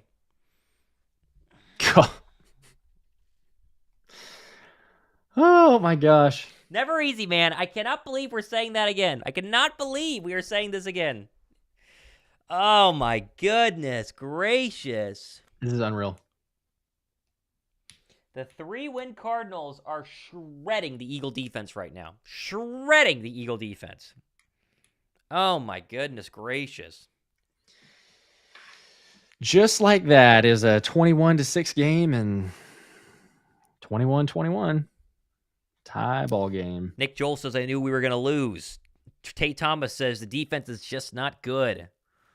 Run the ball, says Adrian Barceas. Insta-draft, my soul has left the body. What is wrong with the Birds? They did this again. Yeah, it is frustrating. It's really frustrating. It's unbelievable that you have chances. Everything's in front of Philadelphia. You take care of business today. Things get so much easier if you win this game, but it's not going to be easy. They are not going to let it be easy, and we have a tie football game. And now you have serious pressure on the Eagle offense. The Eagle offense is going to have to go straight down the field and score because the defense can't stop anybody, and they've been on the field for almost 40 minutes today. They can't be on the field again for. I mean, you gotta not only score, but you gotta stay out there for. I think you got to put a 6, 7, 8 minute possession drive together or something because they need a breather. This is unreal, though. I can't believe it. Yeah, you were going to need a serious drive here to save the day. It's amazing how bad they are against the run. You would not think that they would be this bad against the run. Oh, man. Yet they are. And Suzanne Kelly says, see, this is the normal score I'm used to. Makes sense. It can't ever be easy. Yep. Golly,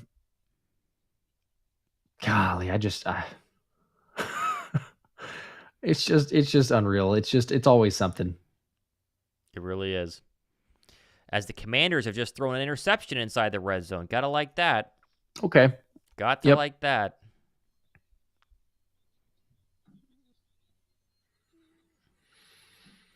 All right. What do you got for us, Jalen Hurts?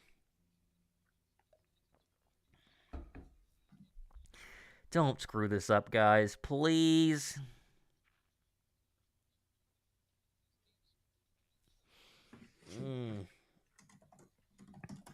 Come on, offense.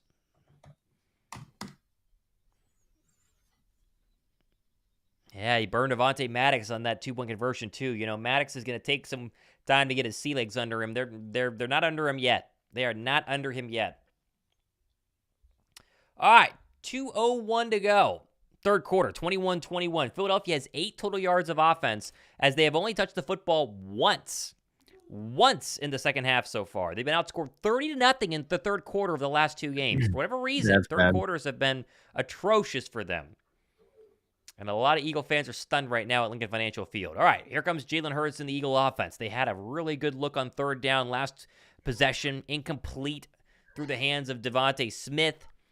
Maybe they get the run game going. Only 7 carries for DeAndre Swift. Here's a first down and 10 from the 25. This will be a give. No, quarterback keep. Right side. Hurts. He's got enough for a 7-yard gain and then hit hard down. He's going to be okay, though. It'll be second down and short on a quarterback keeper following the read option. Actually, I didn't like that hit. Jalen got up and said, I'm all right. But, man, that looked like a harder hit than it needed to be. Yeah, that looked a little bit painful. They're going to go hurry up now. That's their 29th rushing yard of the day versus the 180 for Arizona. Here's another run for DeAndre Swift. He's got the first down and a little bit more for a gain of 5 there. And that will dip us below 1:30 to go here in the third quarter. And there's your first down of the third quarter for Philadelphia when the quarter's almost done. Okay, well, at least you got the first down. Let's keep something rolling. You got to have some positivity. It's been not great in this first half already, but the defense cannot come back on the field. If you haven't hit the like button already, please do it because somehow, some way, it'll magically help the Eagles. First down and 10 from the Eagle 36. Here's a toss left to DeAndre Swift. Big hole there, DeAndre Swift to the 50. Runs over a man into Cardinal territory, and he's down at the 45-yard line. There's Agent Zero. You hate waiting so long to wake him up, but he's got a lot on that run there as he put his wood down on Budda Baker, ran over the safety everyone wanted the Eagles to trade for earlier this year, and a big first down gain with back-to-back first down for this Eagle rushing attack. Got to keep going to it. It's so weird looking at the box score, the fact that the Cardinals are so far ahead in rushing yards, but the Cardinals defense is the one that should be giving up these chunk plays. Ride the running game, run the ball.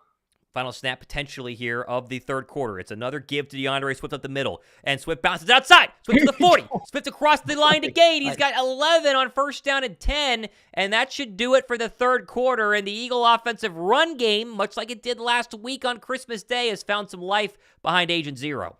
This is nuts. I mean, again, it's like, why does it take so long to be able to say, hey, let's run the football. Let's actually see if we can do something here.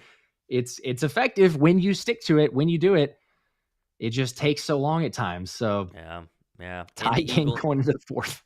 Into Cardinal territory. We appreciate everyone watching with us. If you haven't watched this before, hit that thumbs up and sub button. We've got plenty of great content throughout the week as well. If you love the Philadelphia Eagles, these are your 2 best channels on the entire platform to watch that. Shout out to James Carver, who says, don't forget the Cards are out up big run yards on the 49ers too. Offensive play calling is to take 6 minutes on the next drive to save the defense. Well, right now, James, that's been the case as the Eagles are taking over 2 minutes right now on this drive, and then another first down on the other side of this TV timeout to start the fourth quarter. Yeah, you got to have something there. It's like we said, you can't put the defense back out there with as gassed as they've been, certainly to stop the run. But yeah, that time of possession, I mean, it's better. It's not going to be good by the end of this game, regardless of how this game turns out. You're going to look at the time of possession, and it's going to be like, wow, that's crazy. And I know that, you always look at it and say, you got the pick six, the long drives, that's going to inflate things a little bit, but still, it's just been the fact that the Eagles had a couple possessions where it's very quick. You give the ball back to the Cardinals, and they haven't been stopped. It's a bend but don't break, and allow the Cardinals to take up these 8-9 minutes on a drive, and hopefully you get something here in the fourth quarter. I just don't know why it takes this long every single time to all of a sudden go, hey, let's run the football. Let's stick with what should be working. It's certainly against a team that is going to give up the run or is susceptible to the run. Maybe we'll see it, though. Looks like Chris McCaffrey has limped off the field for the Niners. We keep an eye on that game right now. Let's see. The score is still 20-10, and they are driving again as San Francisco. So it looks like the Niners are going to hold on and win that game, but that's the least of our worries right now as Philly's tied up with the Arizona Cardinals, and they're going to need a win to stay alive for the 2 seed, let alone the NFC East. If they lose this game, they have a real chance of losing the division as well with the Dallas Cowboy win last night. Yep, that is, as Austin Harris says, I have absolute faith in the Eagles. Thank you, Austin. That's that one, but he says, but this team makes it hard sometimes. So yeah, there's some positivity, but I get it. I mean, we're all right there. It's like, man, there's so many times where like you're about to be like, finally, we can get something. We can have a complete game. They can cover a spread for once for anybody who's into, that line of thinking, but it's not looking pretty right now. So it's, gosh. All right, starting the fourth quarter. Hey, let's go. Hand off to Swift. Keep it rolling. Your 5-yard carry up the middle. Yeah, this is one where you want to score with about 7 minutes to go in the fourth quarter, and you give your defense their first big break of the entire day. Remember, the offense has been good today. They go hurry up, but they need to give the defense a break, and they need 6 points here. Yeah, it's weird. I don't mind the hurry up, but you mentioned it. You got to give him a break as Hurts takes the snap, a fake handoff. Now he's looking over to the left side. It's complete. Dallas Goedert, and a first down right at the sticks. Moving the chains. This is a shot play. They didn't like what they saw down the field, so he comes back to his safety chain. That is number 88. Makes a good catch and falls across the line to gain. Stays in bounds as well to get that clock moving. And the Eagles' first pass of this drive in the fourth quarter is good for a first down, and they're at least in Jake Elliott field goal range right now. Yeah, at least that's a positive there. As always, we're going to get some conflicting thoughts here. As Jessica Freer says, we're not going to win, but recovery does happen, says, I'll always love my team. So there you go. There's some frustrations on both sides. But Swift takes the handoff now, right side, up the middle. Yep, gain of about 6 or 7 yards. And, there's a player down. I think that maybe Dickerson. Is he up? Get up? It looks like maybe he's up because there's no one slowing down now. So hopefully nothing too serious. He's okay. Yep, they're fine. Yeah, I saw that too. Come on, guys. 8th play of the drive. Let's go. Going to go hurry up now. Hurts in the gun. Swift to his right. Takes the snap. Handoff middle. Swift showing some patience. Now trying to push forward. And it's going to be a yard short. So we know exactly what's going to happen or what should happen. It's a 3rd and 1. Don't get cute. Let's just line it up and go ahead and run it because everyone knows what should happen. 13:05 to go fourth quarter. Tie ball game. Yep, here comes brotherly shove. That Cardinal looks like he's off sides, but I guess not. Yeah, looks on the ball almost, but takes the snap. Jalen going to push forward. I think he's short. I think he's going to be short. He got that. I think he mishandled the snap again, and he had it down by his groin and was trying to hold on for dear life. Yeah, he didn't get it. It'll be 4th and 1. When was the last time you didn't convert a 3rd and 1 tush push? Yeah, it's been forever, but yeah, I think that's the second time this game because I noticed it earlier in the game on a snap where it looked like he almost fumbled it, and I don't know if it's the handoff or he gets pushed too quickly. It's a big 4th and 1. You got to have it. Come on. Yeah, no surprise. I have no problem going for it. So it's another brotherly shove. Jalen takes the snap. Now he's pushed forward. There you go. That's what we like to see. Easily get a yard, maybe 2. First down. And that, again, is why you love that play, because if it doesn't work once, you know it's not going to not work twice in a row. So you go for it there, and you get a nice, easy first down, and the clock dips below 12 to go in the fourth quarter. Yep. Come on, guys. Realistically, that might have been a good thing because you're letting the defense get more of a rest. So you don't convert the first one, you line up, run it again. The Eagles are 24 for 26 on the 3rd and 4th down with a yard to go. So the 92 percenters, as always. 11:40 to go in the fourth quarter, 7 on the play clock. Jalen in the gun, Gainwell to his left. And Hurts takes the snap. It's going to be a design run. Going to the left side, follows a block from Gainwell, still on his feet, breaks a few tackles, and a gain of 8 yards before he's brought down. 2nd and 2. Haven't seen a lot of design quarterback runs. You've seen RPOs today and you've seen read options, but that's a design quarterback power where you get the lead blocker of Kenny Gainwell, and he cleans up Budda Baker really well. Also gets the linebacker. Good job by number 14. Oh, Kenny G. And that's a gain of 7 there. And again, this is a 6.5 minute drive that's taken over, 12 play drive over 6.5 minutes. You're in the red zone now. They've done well so far here. Let's see if they can punch it in. Come on. Where's A.J. Brown?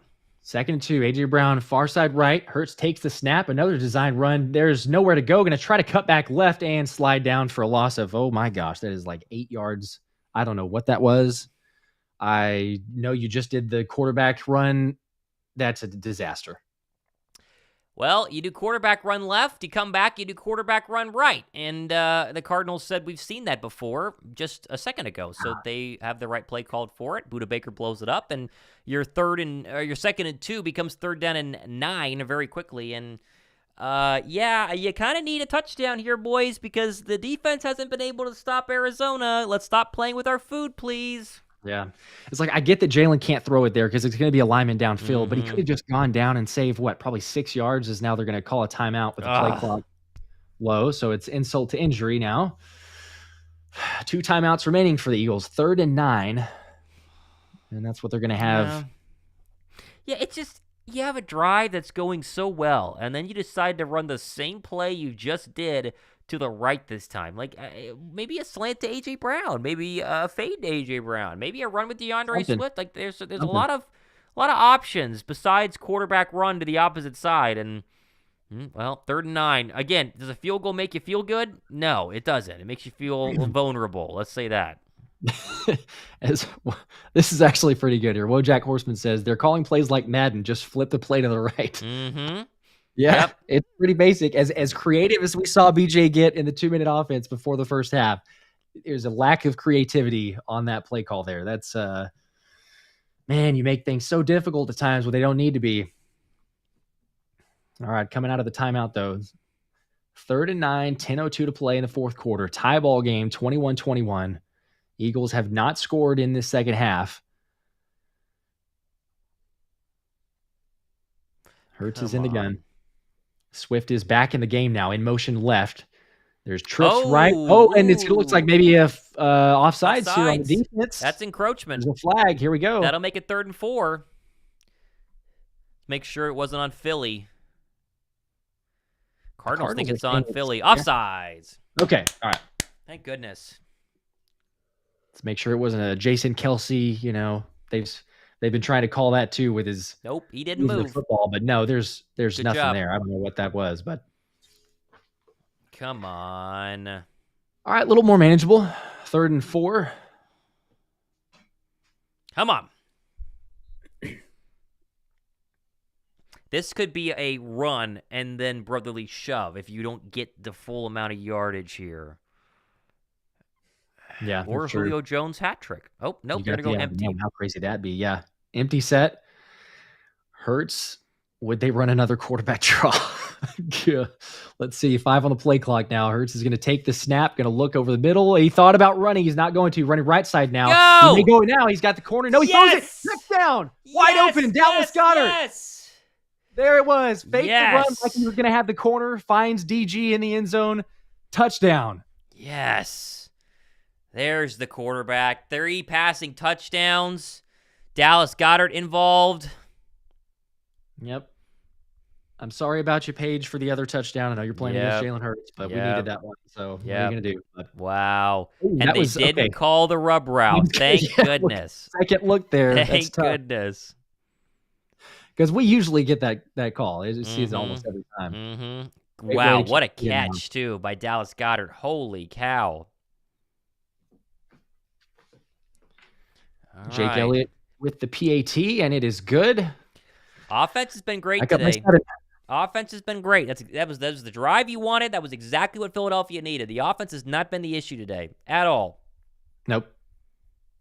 Offense been pretty solid. I know we can always nitpick. Sure, there's been a couple plays that have been frustrating and why you make things harder than it needs to be, but the offense for the most part has been good.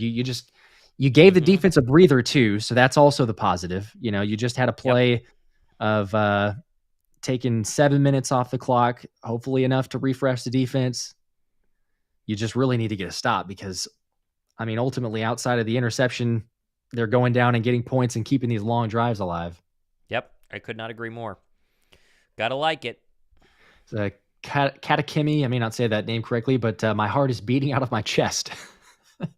Well, that's just been the standard process for Eagles games this season. I mean, outside of, I guess the blowouts where we've gotten beat terribly. You just have to come to terms with it. Take the medication you need to, comfort yourself however is best, and get used to being stressed out most of the game because that's what usually happens. Yep, that's normally what happens. Oh man.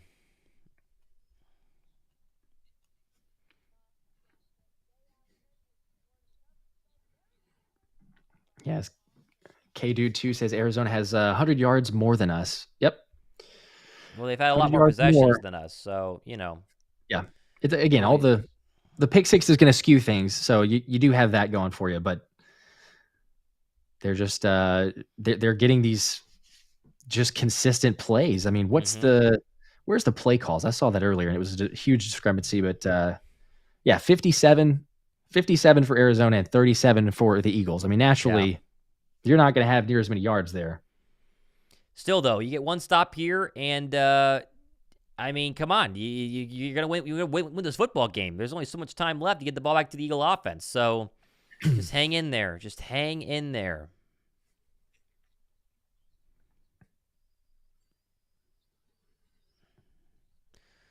Yep, just got to take care of business. Yep. Come on, guys. Arizona has, the 49ers have scored again, so it's probably not going to happen this week in terms of the one loss we need for the 49ers to be able to win the 1 seed. But they're in position to hopefully win this game.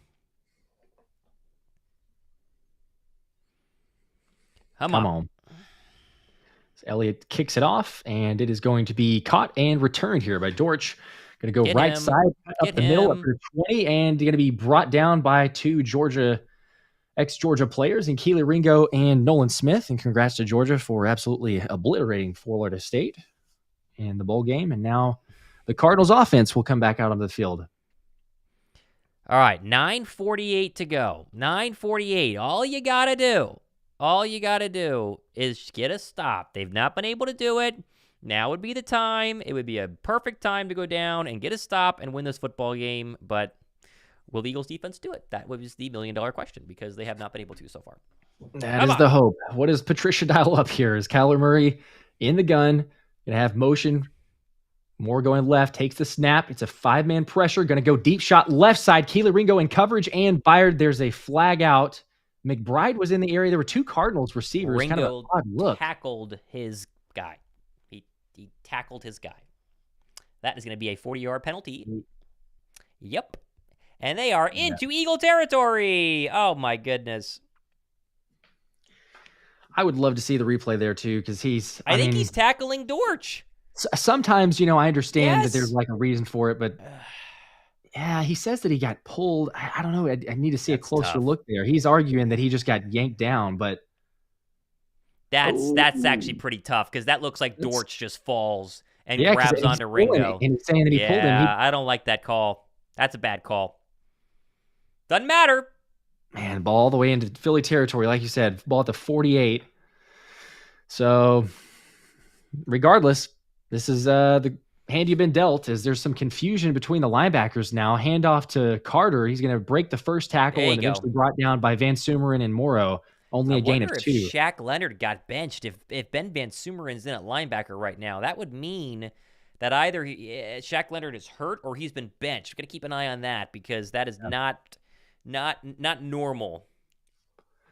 Yeah, he did look a little. I think they were showing him on the sideline a little bit hurt after one of the tackles. So, but you're right. It could be they need some athleticism. They want it because the Cardinals are moving the football, or it's a situation of injury. Either way, yeah, it's been Van Sumeren and Morrow probably the rest of the way would be my guess. 9 minutes in the fourth quarter, Murray under center takes the snap, handoff Carter, right side, has some blockers in space. Plenty of room up to the 40, cuts to the middle 30-yard line, breaks another tackle, pushing forward up to the 27-yard line. And you just can't, there's no answer. There is no answer. They just can't. They're just big holes. I mean, this is just running with no one near you. It's unbelievable. Nobody near you. Oh, my goodness. The type of efficiency that they have is really like what I have come to expect from this is what Philly should be like. This is what Philly was last season. Just dominance. You know it's coming. You can't stop it. There's just really no answers, and there's a lot more physicality. But they're going to go with it again. Michael Carter takes the handoff up the middle. This time, not many places to go as Milton Williams kind of slows him down, and then Morrow and Van Sumeren finish him off. 8 minutes to go in this game. They have 192 rushing yards. 192. At what point do you just sell out against the run and make Murray and Greg Dortch beat you through the air? I mean, seriously, it's not like Murray's been carving up your defense. You got to sell out for the run here and just pray your secondary hangs on because this is a terrible defensive performance to stop in the run. 28-21, Eagles lead. 7:45 to play in the fourth. 5 on the play clock. There's trips left for the Cardinals. Murray in the empty set takes the snap for him and pressure. He's going to take off and run up the middle. Plenty of space. First down and more to the 15, all the way to the 10-yard line before Keely Ringo brings him down. Just no answer. Yeah, and this is a pretty easy play call here. You spread them out. There's nobody in the middle of the field. And it's man coverage across the board, and Murray is untouched till 15 yards, maybe? I mean, come on. This is Pee Wee football here. Quarterback power, because you have numbers, and now the Eagle defense is going to have to hold on, or we're going to have a tie football game with 7 minutes to go. Ooh, man. Just can't get anything. No stops here. Ball is at the 11-yard line actually now. Murray takes the snap, 4-man pressure, looking over the middle. He's got a man. It's complete to Dortch, brought down by Van Sumeren, but a gain of about 4 or 5 yards, and it'll bring up about a 2nd and 5. Boy, just thinking about how long this defense has been on the field and the fact that they probably have, one last chance to get a stop here, or else it's going to be on Jalen Hurts' shoulders to seal this game with a game-winning field goal. I mean, it's a 7-point game. The defense has been on the field for over 45 minutes. You see Fletcher Cox on the sideline huffing and puffing, shaking his head. 2nd down and 5 now from the Eagles 7. Come on, get a stop. Christian Kane every week, bro. We are so inconsistent. Yep. Kyler Murray under center. Handoff James Conner. Pushes forward. Get him. There you go. First tackle, but nope. He's going to be brought down. Reed Blankenship gets there along with a lot of other Eagles. That's a run blitz. They brought the linebacker Morrow on a run blitz there for exactly that play call, and it worked. So they talk about selling out for the run. That was it right there as DeMercado checks in. 3rd and 4 now. And what do you got, Matt Patricia? It's obviously 4-down territory for Arizona. What do you got? Come on. Get off the field. Yeah, need an answer here. 5:40 to play in the 4th quarter. We are getting down to winning time. Can you get a stop? Can you force him to have to probably go for it, I would imagine here. Murray takes a snap in the gun. Right side, trying to throw. It's incomplete. And no flag. Eli Ricks on Wilson. Incomplete, 4th and 4. Okay, there's that slant that's been burning you all day. It's a little high here. I think Ricks does a good job. They try and rub, and it's just there's contact. I like the fact that there's a no call, but that to me looks more of a penalty than it did on the Keely Ringo pull down. Oh, man. Here we go. They're going. Come on, win this game. You have to. The Cardinals last in the NFL on 4th down, 11 for 30 this season. 4th and 4, Murray in the gun, James Conner to his left. He's got Trips right, McBride to his right in the slot. Eagles show 5-man defensive front, now showing more pressure. They are going to blitz. Kyler Murray over the middle. He's got a man, touchdown. Wilson on Ringo. Another all-out blitz, and it gets nowhere near Kyler Murray. Nowhere near Kyler Murray. I mean, how many times can you blitz and not even get close? Not even get close. And Ringo playing outside. Oh, my gosh. Outside leverage when you're bringing an all-out blitz so the middle of the field is wide open. It's little things like this that make you just want to just scream. Oh, my gosh. Yep. They're going to kick a field goal. Guys, wondering if they might go for 2. There's still plenty of time. They're going to make the PAT, 28 all. Stephen Joe says, love that the last video is why the Eagles will embarrass the Cardinals. Yep, that's what I entitled it. I mean, hey. Good job, Josh. Let me hear it. Great job. Yeah. I thought it would be. Oh, my goodness. I try to lean towards optimism probably more than maybe I should. And I'm like, all right, hey, let's see if JG can, put up with the extra motivation, right? We're going to take it to the Cardinals, take it to Jonathan Gannon. But nope. Not at all. We're just making it too easy. I don't get it. It's just one of those things of, man, at this point, hopefully, for people that saw it out there, you looked at the 21-6 halftime score and said, man, there's a great live bet that I can get it. Cause I'm sure the spread would have been Cardinals plus 14 or plus 18, something like that. So hopefully you're making some money off of it at least, but maybe my blind optimism is just crazy. Yeah, we're sure getting a lot more Cardinals to show up into this chat, but appreciate you guys joining. If you feel like, hitting the like button and subscribing, we appreciate it. There is a ridiculous amount that have shown up all of a sudden, though. Haven't seen them till now. I don't know, man. This there at some point you just gotta get a stop. At some point, you got to do something to prove to Eagle fans that you're not going to be one and done in the playoffs. And they keep doing this to us week after week after week. And when it's against the Bills and the Dolphins and the Chiefs and the Cowboys, you go, okay, those are good football teams. Sure, a close win, a close loss. That happens. But when it's against the 3-win Arizona Cardinals, who have the worst run defense in the National Football League, the worst fourth down offense in the National Football League, a receiver that none of us can name. I mean, like, it's just simple. And now you're going to have to sit back and hope that Jalen Hurts can bail you out, or you are going to be the 5 seed. You are going to be the 5 seed and not play a single home playoff game. They lose this game. Yeah. You have to pray that your quarterback bails you out now. Yet again. Yeah, it's I'm with you. It's one of those that I just don't understand it. It's one of the you expect eventually you might find something. Again, Nolan Schick here says it's like we say we need to clean this up. We need to clean this up, but it never happens. Yeah, it's we make a coaching change. We have different personnel players. We get some free agents. We have players that used to be all pros, and it's nothing. It's a combo because, again, you can't just point to it and say, hey, it's just the coaching. Coaching has been bad, but you can't say it's just the players, even though players have been bad. And you look at performances in general. Onside kick! As a Cardinals onside kick. Oh, well, my goodness. Oh, my. Eli Ricks with a recovery, and that was... There's a flag. I don't think it was far enough. I think it's going to be... Well, but is it a touch? He got... Oh, look at Michael Clay. He knows. You know what? And kudos to Michael Clay and kudos to the special teams because that is the just about one consistency that we have seen. Boy, this will be offsides. Kicking team. So you accept it, and the ball will be at the 40. Listen, you're a 3-win team. I get doing this, but when your offense is playing great, I don't know if you have to do this. You don't have to. You really don't. No, I'd have kicked it away. I mean... Look, the Eagles are ready for it, too. Good job. Good job. Although they don't have the hands team, but they're up and ready for it. Yeah. Michael Clay there, man. He's like, thank goodness. All right, come on, offense. Come on. Score. Get out of here with a win. That way we can complain about another win this week. Please. Please. Oh, nothing makes sense anymore. It really doesn't. But if you can get a win, at least it's something. And it just feels like it'd be one of those other ones. But you got to get it first. 5:25 to play. Hurts in the gun. Hand off to Swift, using some patience now, trying to find a hole. Doesn't find much. Cuts back up the middle of the game of about 2.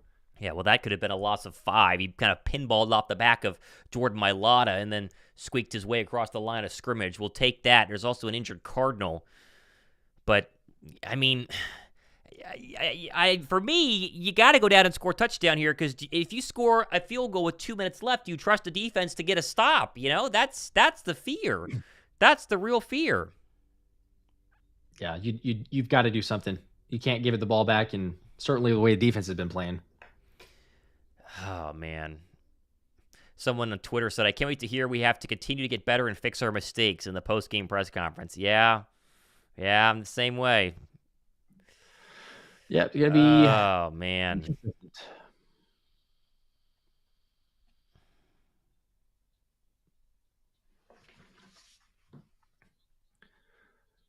Yeah, this is... Let's see. I saw a comment earlier. Let's see. Sean Graves, have we ever felt good about a game? Not much. I felt good about the game. Dolphins. We were there for that one, and that one felt finally like... We both came away from it going, okay, good. There's a complete game for the most part. You got some really good elements to take away from it. The team feels like it's starting to gel. And then the only concern really, I think, or the main concern that came away from that was just Jalen's injury, because we're like, oh, hey, he's hobbling, he's limping. Yeah. Like, how bad is this going to be? But since that game, it's always something. It's offense or it's defense or it's a combination of both of those. And it's certainly play calling and it's coaches. But I've seen some comments too, and the argument, could be made. Yeah, like the Cardinals did beat Dallas, but I don't really care too much that they beat Dallas. I know that they've shown that they can be a better team, but it's like it's not one of those where when they beat Dallas, they took the lead early and they kind of just were able to roll the rest of the way. Like, we had the lead by 14 or 15 points. That should be enough. There should never be a time against a lesser opponent like that. It's like, oh, hey, coming out of the second half, they've gone on this blistering pace and come back to tie the game. There's so much frustration. Shout out to the 3,000 people watching between both channels right now. If you have not hit the subscribe button, we would greatly appreciate if 1,000 people hit the sub button right now. The Eagles are going to guaranteed to win. That's what I was told. I was told by the script writers that's what it would take. So just hit that red sub button. Yeah. Hit it. Why not? It. Yep. Why not? And hit the like button. That one also helps too. But no, we appreciate it. For those that are new, again, like, we do this just about every game. The exception was the games that we've been to, but we're going to do this next week. We will do it as long as the Eagles are in the playoffs. Hopefully it's the full run to the Super Bowl. We're still, if that even happens, we'll figure out what we do then, if we're going to the Super Bowl or not. But, as long as we are, we have the games, play-by-play coverage, watch party, all this stuff, even giveaways from time to time. So just stay tuned for that. And if you've never watched our shows during the week, Josh and I have the 2 most watched Eagle channels during the week by far, and they're great content. We encourage you guys to check it out and help us get to 1,000 likes. We're at 800, 200 likes away. So jump on that, and here we go. 2nd down and 9. Let's do it. Sam23 says, this is sports, more fun when it's hard. I guess. It's more fun when you're winning. I don't know. Jalen Hurts takes the snap, though. There's AJ. To AJ Brown. Complete first down all the way up to the 20-yard line. There you go. There he is. Must be nice. Where have you been? And it's a slant, too. Every time. Do the slants ever not work to A.J. Brown? Do they ever not work to A.J. Brown? They work every single time. Yeah. Oh, my goodness. Come on. Every single time. Come on. All right. 1st and 10, 4:30 to play in the 4th. There's 16 on the play clock. Again, if you're joining us here, we're always delayed because of YouTube, so you can stop it and pause and get synced up. At 8 on the play clock now, 4:20 to play in the game. Jalen the gun takes the snap, handoff to DeAndre Swift. Now go left side, try to get the corner. I think there's a hold. Yep. Hold on Mailata. No gain from Swift there, but that's going to be coming back. First offensive penalty at Philadelphia, almost seemingly all game. I felt like it was forever. But there's the Pro Bowler Mailata holding on for dear life. And anytime you grab a jersey, it's almost guaranteed to be a holding. And your 1st down and 10 turns out to 1st down and 20. And again, that's the fear, right? Field goals are great, but can your defense get a stop? That's the big problem right now. Don't panic, though. It's only 1st and 20. Come on. Only. Doesn't feel like it. Yeah, only. I mean, Jalen converted one of those last week, but it's not good to say that we have to always rely on it, as now they're trying to get the right personnel on the field, it looks like. Julio checks out. They don't seem to know who's supposed to be on the field, but the play clock's also not running. This looks terrible. I mean, you're right. The play clock is, I guess, still at 25. I don't know why it's not. Yeah, why is I guess we've got plenty of time. Why is the play clock not running? There it goes. Okay, thanks, refs. That was so bad. All right, well, yeah, you still got 15 on the play clock now. Jalen in the gun takes the snap. It's a designed run for Jalen to the right side. He's going to push forward a gain of 3 or 4, so it's a 2nd and 16. Okay, yeah. I mean, okay. I guess that play worked once today, so you might as well run it again on 1st and 20. I just look at the guy who wears the number 11. I go, maybe I want to get hit in the ball on 1st and 20. He feels like a pretty good target. He hasn't gotten a lot of work today, but when he has, he's been open, he's been moving, he's got every single pass thrown to him. Like, let's let 11 seal this game for us, huh? I don't understand it. Brian Johnson heard last week people saying run the ball, and so I guess he's assuming that means quarterback. Run the ball there? Yeah, just run it with Jalen. Let's do a quarterback draw. But 2nd and 16, fake handoff to Gainwell. Now my gosh. I don't understand. On a 2nd and 16, it's maybe an option there, but you're literally just running the football. 3rd and 20. They're coming on a blitz. They're coming on a blitz. What are we doing? Oh, my gosh. So you're going to settle for a field goal instead of scoring 6, and you're going to make the defense have to bail you out, which has not been able to do it in the second half. Great plan.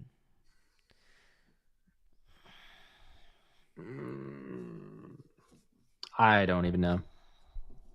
And now this will be another quarterback run on 3rd and 20. Yeah, Guaranteed. they may not get the playoff here. There's so much confusion. There's And they got to two. burn a They're gonna have to call timeout. timeout. Yep. Golly. Listen to the boos. Listen to the boos. Unbelievable. Unbelievable. Oh, why is it so bad? What? It's just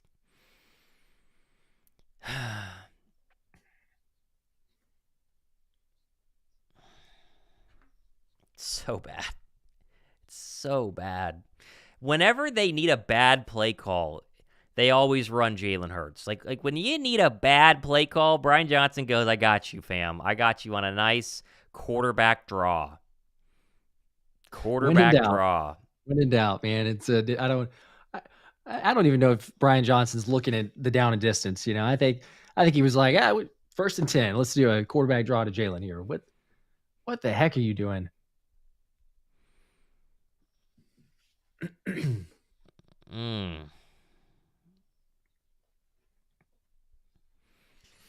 All right, here we go. We're literally going to sit here and rely on our defense. Yep. Unless you have another miracle 3rd and 20 conversion, but I don't know. The fans are definitely frustrated here, understandably, at the link, and we are certainly the same in the comment section with fire everybody just about. Jalen an empty set, though, 5 on the play clock. Pressure coming from the Cardinals. Now he throws it to wide receiver screen running back to Gainwell. That's going nowhere. Gains about 2 or 3. Is Smitty down and hurt, or is he just rolling on the ground? I don't know. Let's make sure he's okay, but that was never going anywhere. 4th and 16. AJ shaking his head. He's down too. Yeah. Great. Okay. That wasn't going to work. AJ's heated too. Just what you want to see. Yep. Yeah. Of course he's frustrated there. I would be too. Like what do you do? What's the play call there? You know, I mean, we've gotten, and Smitty's, I don't know if that's his bum knee that he's been dealing with the last couple of weeks or if it's a new injury there, but man, if I'm AJ, and I'm all the playmakers, I get that there's concerns. They haven't looked as good as they did last year. You can put a little bit of blame, but I'm so frustrated because you're not putting us in the right spots and they're playmakers. You're just making life too hard.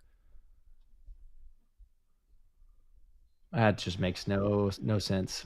Well, now you got to have this field goal. You cannot screw around here because your defense might be able to keep them out of the end zone, but they can't keep them out of scoring a field goal. You know that. You got to have this. Please 43 yards. Come on, Jake. Snap is good. Hold is good. Kick is up and good. Okay, so we can rely on Jake Elliott. It's a 3-point game. 31-28. Eagles lead.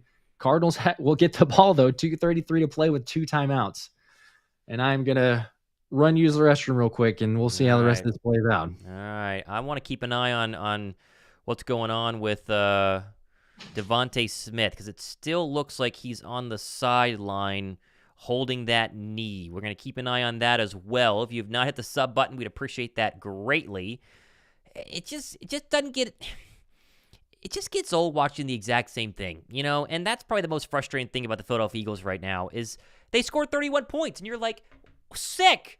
But then they just had a drive where they could have scored 6 instead of 3, and then you run stupid quarterback power and then read option, and you have a defense that can't stop anybody. And this just seems to be, wash, rinse, repeat the past couple of weeks. Back to Seattle. The Eagles are beating Seattle, and then suddenly they call some bad plays, couple of bad turnovers, and it's like, oh, wait, we lost to Seattle. And then even against the Giants, it took 3rd and 20 against A.J. Brown to be able to even hold on to that football game. It just is getting old, and you start to kind of wonder if all the internal frustration, A.J. Brown barking on the sideline right there, he's tired of it because he knows that they're good. He knows they're better than this. This shouldn't be 31-28 as Elliott kicks this one off. This should be a blowout.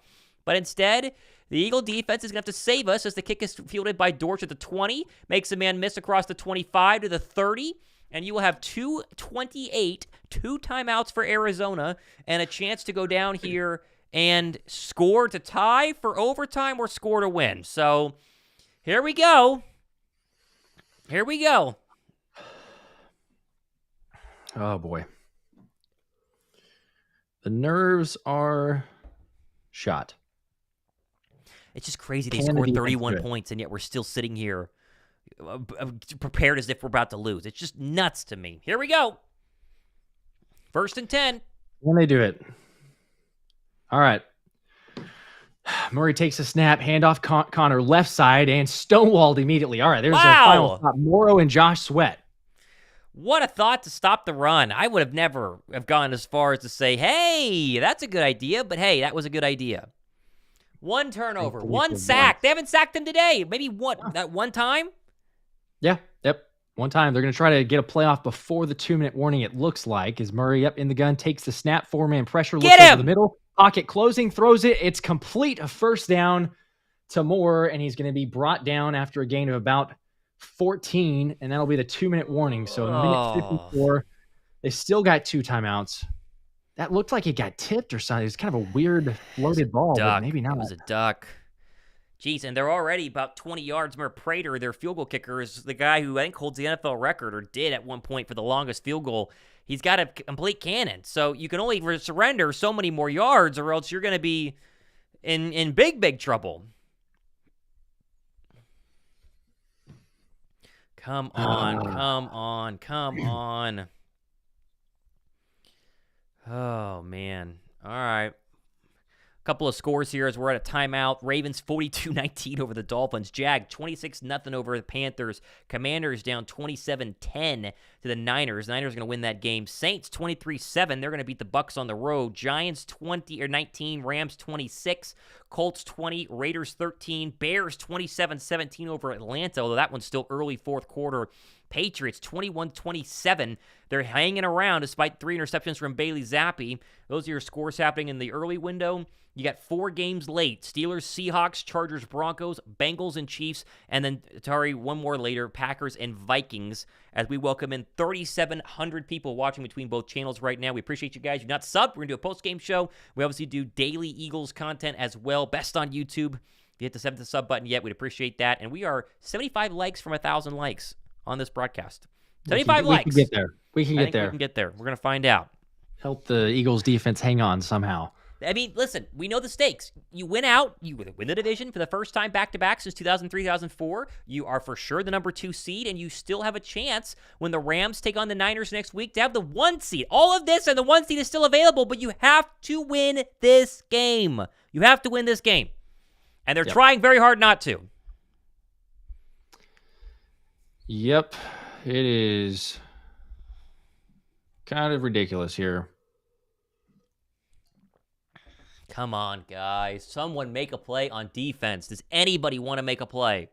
Anybody. This game was 21-6 at halftime. 21-6. It's really unreal. I mean, I know we've been saying it all game, but we're sitting here, going to ask the defense again, get us a stop. Can we actually do that? Come on. 1:56 to play. 2 timeouts for the Cards. Murray in the gun. Connor to his right. 4-man defensive front from the Eagles. Takes the snap. Going to be a run to the left side with Connor. He's got a little bit of space. He's going to push forward before Josh Sweat brings him down, but a gain of 5. Okay. Clock is going to run. They got 2 timeouts. They got $1:40 left. And they need about 15 more yards to get in a field goal range if you're Arizona. Yep. Who wants to make a sack? 35 here in running. Murray in the gun, still not taking the snap. Now he does here. 4-man pressure. Murray left side. He's got a man. It's complete, and out of bounds is Dortch. That's a gain of about 10 yards. And a first down. Clock stops at 1:26. All right, well, you've basically conceded the field goal now. They're very close to being in field goal range. It's a simple... 10 and out by Dortch, working on Eli Ricks, who's too worried about getting beat over top, and rightfully so, as DeVonta Smith walks to the locker room very gingerly. That is really bad. You might need him for overtime. It's just one thing to the next. I don't know. I don't know anymore. Shout out to Catherine Mary Grandjean for Let's Run It here, and Murray takes the snap, right side. He's got a man. Dortch, and he breaks a tackle. He might go all the way. Breaks another tackle up to 10. Another tackle to the 5, and he's brought down. They're going to blow this game. They're going to blow this damn game right now. Oh, my gosh. They're going to blow it. They're just going to blow it. There's Devontae Maddox. They're going to blow this game. I cannot believe they're going to blow this game. Wow, they're going to really blow. We're going to be the 5 seed. We are so screwed. So embarrassing. Embarrassing. It's like I can, but I can't believe this. There's 43 seconds and the clock is ticking. They're probably going to run here, which, yep, they do. James Conner up the middle. He breaks a tackle. He's up to the 2-yard line. And they're blowing this game. I cannot believe this. 36 seconds left. Sam23 says this is the game that changes Howie's attitude to linebackers. I don't know. It's going to change a lot. There's going to be a lot there's of lots after this game. Yeah, there's the D-line could have played much better against the run. Coaching could be better against the run. Yes, linebackers certainly would help, but if you're Arizona, you just run the ball 3 times. That's all. I mean, that's all. What do you got to do? Stop them? I wouldn't think so. I mean, and the fact that there's no time too, like, the Cardinals have 2 timeouts, so they can do literally whatever they want. Worst case scenario, they know they're kicking a field goal to tie it for overtime, but they can take the clock all the way down, even if they get stopped here, and they get another play to run, and then you kick a field goal or even you go for it. But 2nd and goal from the 2 from the 3-yard line. Murray handoff to Conner up the middle, pushes forward. I think he's got it. Yep, touchdown. Oh, there's no words. This is so unreal. When you got to win, your back is up against the wall. Everyone's hating on the Giants win. This is just, oh my gosh.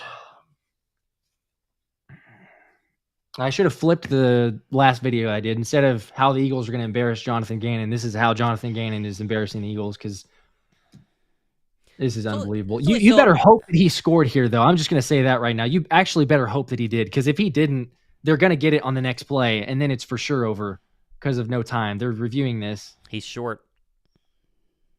Nope, he's not. Okay, well, PAT. All right. But see, it doesn't matter because you got to go the whole length of the field. Oh, I know. It probably doesn't, but I'm just saying, you'd have 0 seconds versus 32 seconds. But yeah, it's over. Get ready to play at someone else's home. Unfortunately, there won't be any playoff tickets in the link. What is the official scenario now? Because this isn't a divisional opponent. Does this officially mean if Dallas wins next week that it's over? I actually don't know. If we win next week and Dallas wins next week, is that it on the on the NFC East? I think I'd have to look it up. I don't know, because it's like common opponents, isn't it? Or yeah, let's see here.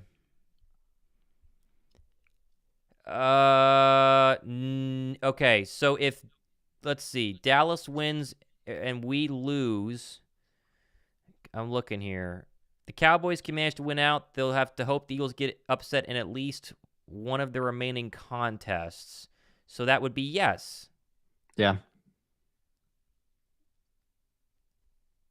That's just so right. So the Cardinals gift it to us. They do an onside kick, which we recover, shortened field. Maybe you could go down and score a touchdown and end the game. You can't. You got to kick a field goal, and then of course the defense can't make a stop. Is the kick out of the end zone? So ball at the 25. Go 75 yards in 32 seconds.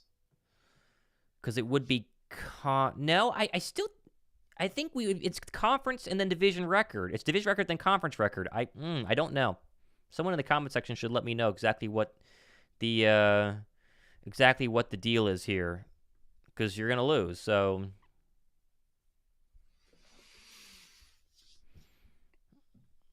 This is so embarrassing. So embarrassing. It's really embarrassing to be on the air right now and watching this game. Like, it's really embarrassing. Hurts an empty set. Takes the snap. Going to look deep. Now he's going to go left side. Complete Gainwell out of bounds. Gain of 5. 26 left.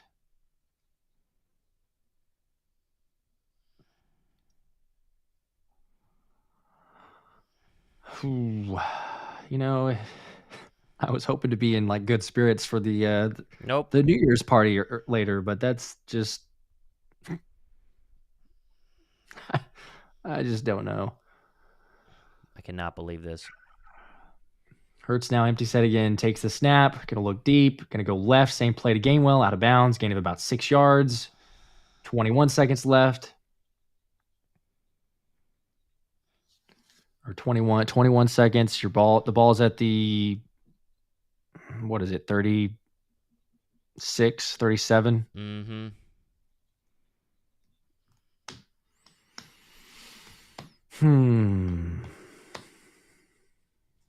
Wow. I wonder if we ever seen an 11-win team look this bad late in the season, you know? Like, these kind of losses don't happen. Pittsburgh Steelers losing to Tebow in the wild card round, maybe? Maybe. It's just so bad. Jalen's going to take off and run now, and he's going to get out of bounds at the 49 of Philly, so 14 seconds left. You're in Hail Mary. You're in a Hail Mary situation right now. And the thing is there's nothing the Eagles can do until we get to the offseason. After this, it's going to be fascinating to see, obviously, with playoffs are still, you win a playoff game, things change. There's going to be some dramatic changes on this coaching staff. They won't let go of Nick Sirianni, but around him, you could see some big changes, I think. Yeah, it wouldn't surprise me at all. There's got to be such significant changes, and it's crazy to say that, but the offense is just static at times. The defense needs so much work, and coaching is Jalen now going to throw a deeper shot for Goddard, and he wasn't getting tackled there? Really? I don't know. 7 seconds left. All right, here comes the Hail Mary.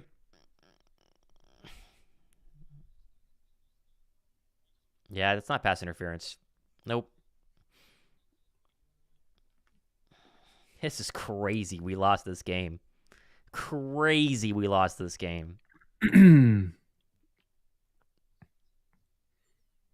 And how hurt is DeVonta Smith, How hurt is DeVonta Smith? Yeah, just I know. insanity. That's the other thing too, yeah. Insanity. Here we Insult go. Injury is Hail Mary to save the day? yeah. Hope for something. Jalen's going to have plenty of time. Now he's got a rusher coming. He's going to have to get rid of it. Launches it from his own 45 into the end zone, right side, and it is picked off. Ball game. Wow. Listen to the boos. Listen to them. And it's Ganon. Boy, these post-game press conferences are going to be really fun. Look at AJ just sitting in the end zone. AJ's got to be, this is going to be a really rough 48 hours. Oh, this is going to be a rough 48 hours. I do not know what to say. Oh, boy.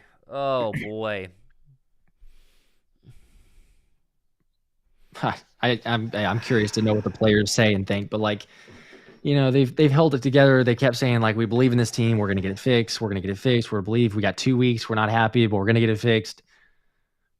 I mean, this loss,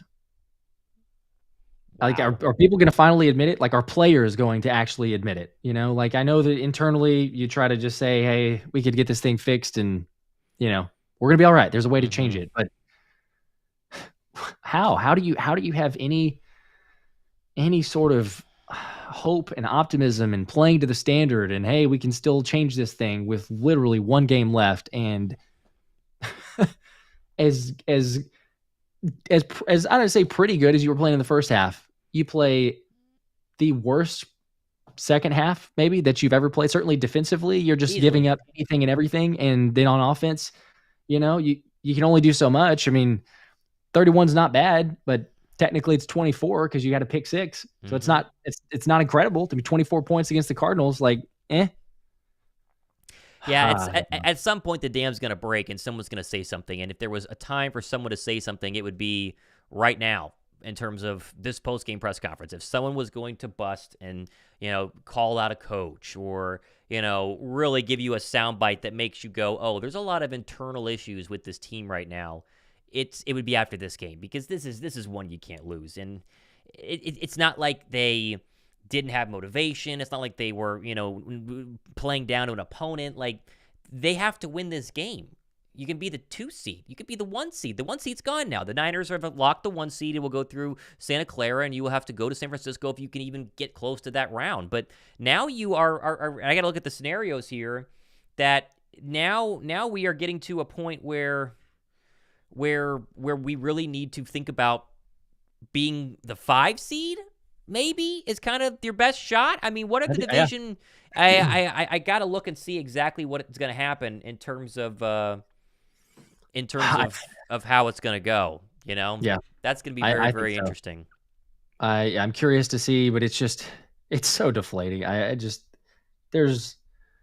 It's so hard to know anything to say, anything to be positive, like optimistic. And again, everybody that knows and watches the shows, like, no, it was still like hey, trying to be positive about it. There's still a chance. There's a little bit of time remaining. Maybe we figure something out. But like the Eagles, I mean, it's so many places, but like, I guess the run defense, you knew James Conner, you're going to get a heavy dose of the run game. Like, that's not a surprise. It's not like, oh, hey, the Cardinals haven't been running with James Conner. They're not playing physical. They're going to do things. It's like they're easily going to stick with it. So I don't know. It's just Well, it's infuriating. I just have no words. And now you have a scenario where the Cowboys win next week officially. They're win the division. And they get the home playoff game. And Philadelphia will be the 5 seed, and your path would be the NFC South winner, which is probably going to be the Saints, and then you would go on the road against the 49ers in the divisional round. That is your current path. And then you would have to go on the road to the Dallas Cowboys in the NFC title game. So you will not be hosting a playoff game. It is officially over. They will not be hosting a playoff game, and it is unbelievable. Unbelievable. 21-6 at halftime. 21-6 at halftime. We were feeling pretty good. I don't know, like on the scale of 1 to 10, we didn't ask that, but like again, we're saying like, hey, that's pretty solid. Offense looking pretty good. Defense, like, you're allowing them to march down the field, but you had the pick six and you had enough stops to where it's a 21-6 game and you're limiting them to field goals. But to do that with a team that, let's be honest, like Jonathan Gannon and the Cardinals, they had more motivation, but still, it was a 3-win team coming in, so even if they're like, hey, let's win this for our coach, let's win this because, we see all the noise, we see all the hate. Everybody knows what Philly thinks of Jonathan Gannon. So it's not like the players didn't know that coming in.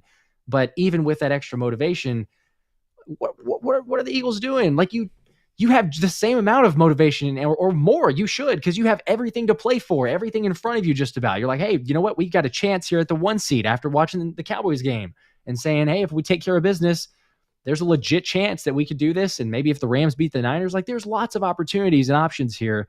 It's just take it one game at a time, beat a team that has no business beating you, and they can't do it. And now we sit here and try to, I don't know, figure out what they're going to do, where they're going to play, which team they got to go on the road to take on. Can they do something in the first round? Like, I don't know. And is DeVonta seriously injured? Is it not? Is it kind of minor?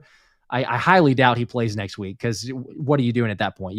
Keep everyone as healthy as you can, or get them as healthy as you can for the playoffs. But it's, I didn't think it would get any worse. I really didn't. I mean, I'm going to be honest. I as much as we've struggled and as much as we play these nail biter games, I kept being like, all right, we'll get it figured out somewhat. It's only the Cardinals and the Giants, but we'll win those games. And it's just not. It's not a good team. Who's to say we beat the Giants next week? In all seriousness, I mean, I think you're basically locked into the 5. I don't think that the Rams with a tiebreaker, like, you're guaranteed the 5. But oh man, hello Mello says good news is once we get bounced in the playoffs, we won't be all heartbroken because it won't be a shock. Very true. Denzel says they are done. We suck so bad, and Maddox was awful. He was terrible today. Yep, that is very true. Interesting that you would not activate Bradley Roby. You'd make him inactive, even though he's been your nickel for the entire season. But, that doesn't really make any sense. Oh, man. You're right, though. Shout out to GC Legend. Welcome to the Let's Run It tier. Became a member. Shout out to you. But, I mean, I guess the Giants here they have a chance to beat the Rams. So, yeah, you're right. It's not a guarantee. We got to go play on a field that nobody wants to play on. And I mean, the Giants are going to be motivated. They'll say, hey, why not? Let's spoil it even more. The Eagles are beatable, and they're going to have the ball, 50 yards-ish to go to get into field goal range. This is ridiculous. The Giants may beat the Rams now. And talk about just limping into the playoffs. So right now with the Bucs loss, it'll be the Saints. So you would go on the road to, I believe, you would go on the road to New Orleans right now. Although, wait a second, I think Tampa Bay has. I think it'd still be the Bucs. I think you're still on the road against the Bucs in the first round. Then you would go on the road, most likely to, let me think about this. I think you would go on the road to take on the Lions or the Cowboys in the second round, depending on how that all plays out. But it's just you're just giving this away. Just sick. I don't know what to say. I'm just tired of talking about it. Tired of talking about it. Yeah, it's I don't know what to say either. We got so many just unbelievables. Let's see. Draco says we went from great to horrible. David Grigorovich, how do you fall apart so quickly? I mean, these are the questions that everybody wants to know. No clue, no idea. It's how is the defense this bad though? Like, okay, the linebackers aren't good, sure. Front four should be fine. Terrible today. The secondary, it's been bad all year, but should it be this bad? No, it shouldn't be this bad. It's just crazy to watch, and you do start to think that there has to be coaching. Like, there has got to be coaching issues that are incredibly serious in Philadelphia, and it's hard to know. You feel like it starts at the head, and if it starts at the head, then it's Nick Sirianni, and you just sit back and wonder, how do you get this right? Austin says, thanks for the content. What do you think the next step for the Eagles will be? How can they come back from this, regain the fans' faith? I mean, you got to win playoff games to be the way they do it, and the funny thing is that they'll be probably favorited in the wild card round on the road against the Tampa Bay Bucks. Like, that's a game they should win. And then they would be heavy underdogs on the road the next week against the Niners. I mean, that's kind of the thought process is you would be heavy underdogs against the San Francisco 49ers. And so you want to get the faith back, then you would, win that game against the Niners. But to ask any team to go on the road 3 straight weeks, really 4 straight weeks, because they, have to go on the road against the Giants this week and win is probably impossible. It's probably not possible. Yeah, so. It just doesn't feel like there's nothing, and we've had seasons, everybody knows that, where it's looked maybe a little bit glim, or even last year, right? Like with Jalen injured and Minshew at the helm, and then even Jalen coming back, it's like, man, this kind of shaky, rocky. Like, I know that we have something that we saw previously, but can we get that mojo back? Do we have something that we can lean on? But there were still lots of games that we could go like, oh, we dominated from start to finish, just took care of business. Like, teams didn't have, against the Titans or like Steelers, those types of games, like no business being on the field. And there's really hardly any of those that we can point to and say, wow, this is a very dominant football team. We're a kind of fortunate football team. There's things that have bounced our way at times, or they're just barely making enough plays to win, but not dominating in that fashion. And so, and even situations with, Nick Foles, obviously the Super Bowl season, and that's different for a number of reasons, but it's like, okay, you had home field advantage. That's huge. That's a huge difference. Well, now that's not going to happen. Like, it's really not. We have to come to terms with, like you said, you're going to go on the road 4 times if you win, but that's highly unlikely at this point from what it looks like, because there's just no faith. There's nothing I can point to and say, you got the body of work, you got the resume, you've got something as a team. And that's what I'm curious too, of hearing from the team and the squad is like, I don't care as much times as Jalen wants to say, you got to play to the standard. Like, what can you point to at this point and say, oh, that's what I can rely on. That's what I can go with the playoffs, with everything on the line, and say, yeah, there's a chance that, we can find that, whatever that was, whatever our mojo was, whatever our confidence, whatever that certain level of play. But there's nothing that they've proven to us over this season. So I don't know. I think I've run out of like positivity or optimism, which is so sad, because it's the Cardinals and Jonathan Gannon, and the one game that everyone talked up, and including me, of like, man, let's at least put it to JG and, have fun with it. He didn't look uncomfortable. Sirianni said, I want him to feel uncomfortable. Didn't look that way. All right. Well, we appreciate everyone watching. We're going to go ahead and sign off and get on with our New Year's Eve plans, which have now been ruined. So we will catch you guys on our recap shows tomorrow. I would encourage you to watch that, because you're going to hear from the players and coaches and see what they want to say about this embarrassing loss. But Philadelphia losers today, and it feels like we're all losers today on what is the last day of 2023. And boy, let's hope 24 is a lot better, because it is ugly. So, all right, for Josh Davis, I'm Tom Westmont. We're going to sign off here. Hope you guys enjoy the rest of your Sunday evening. We'll see you.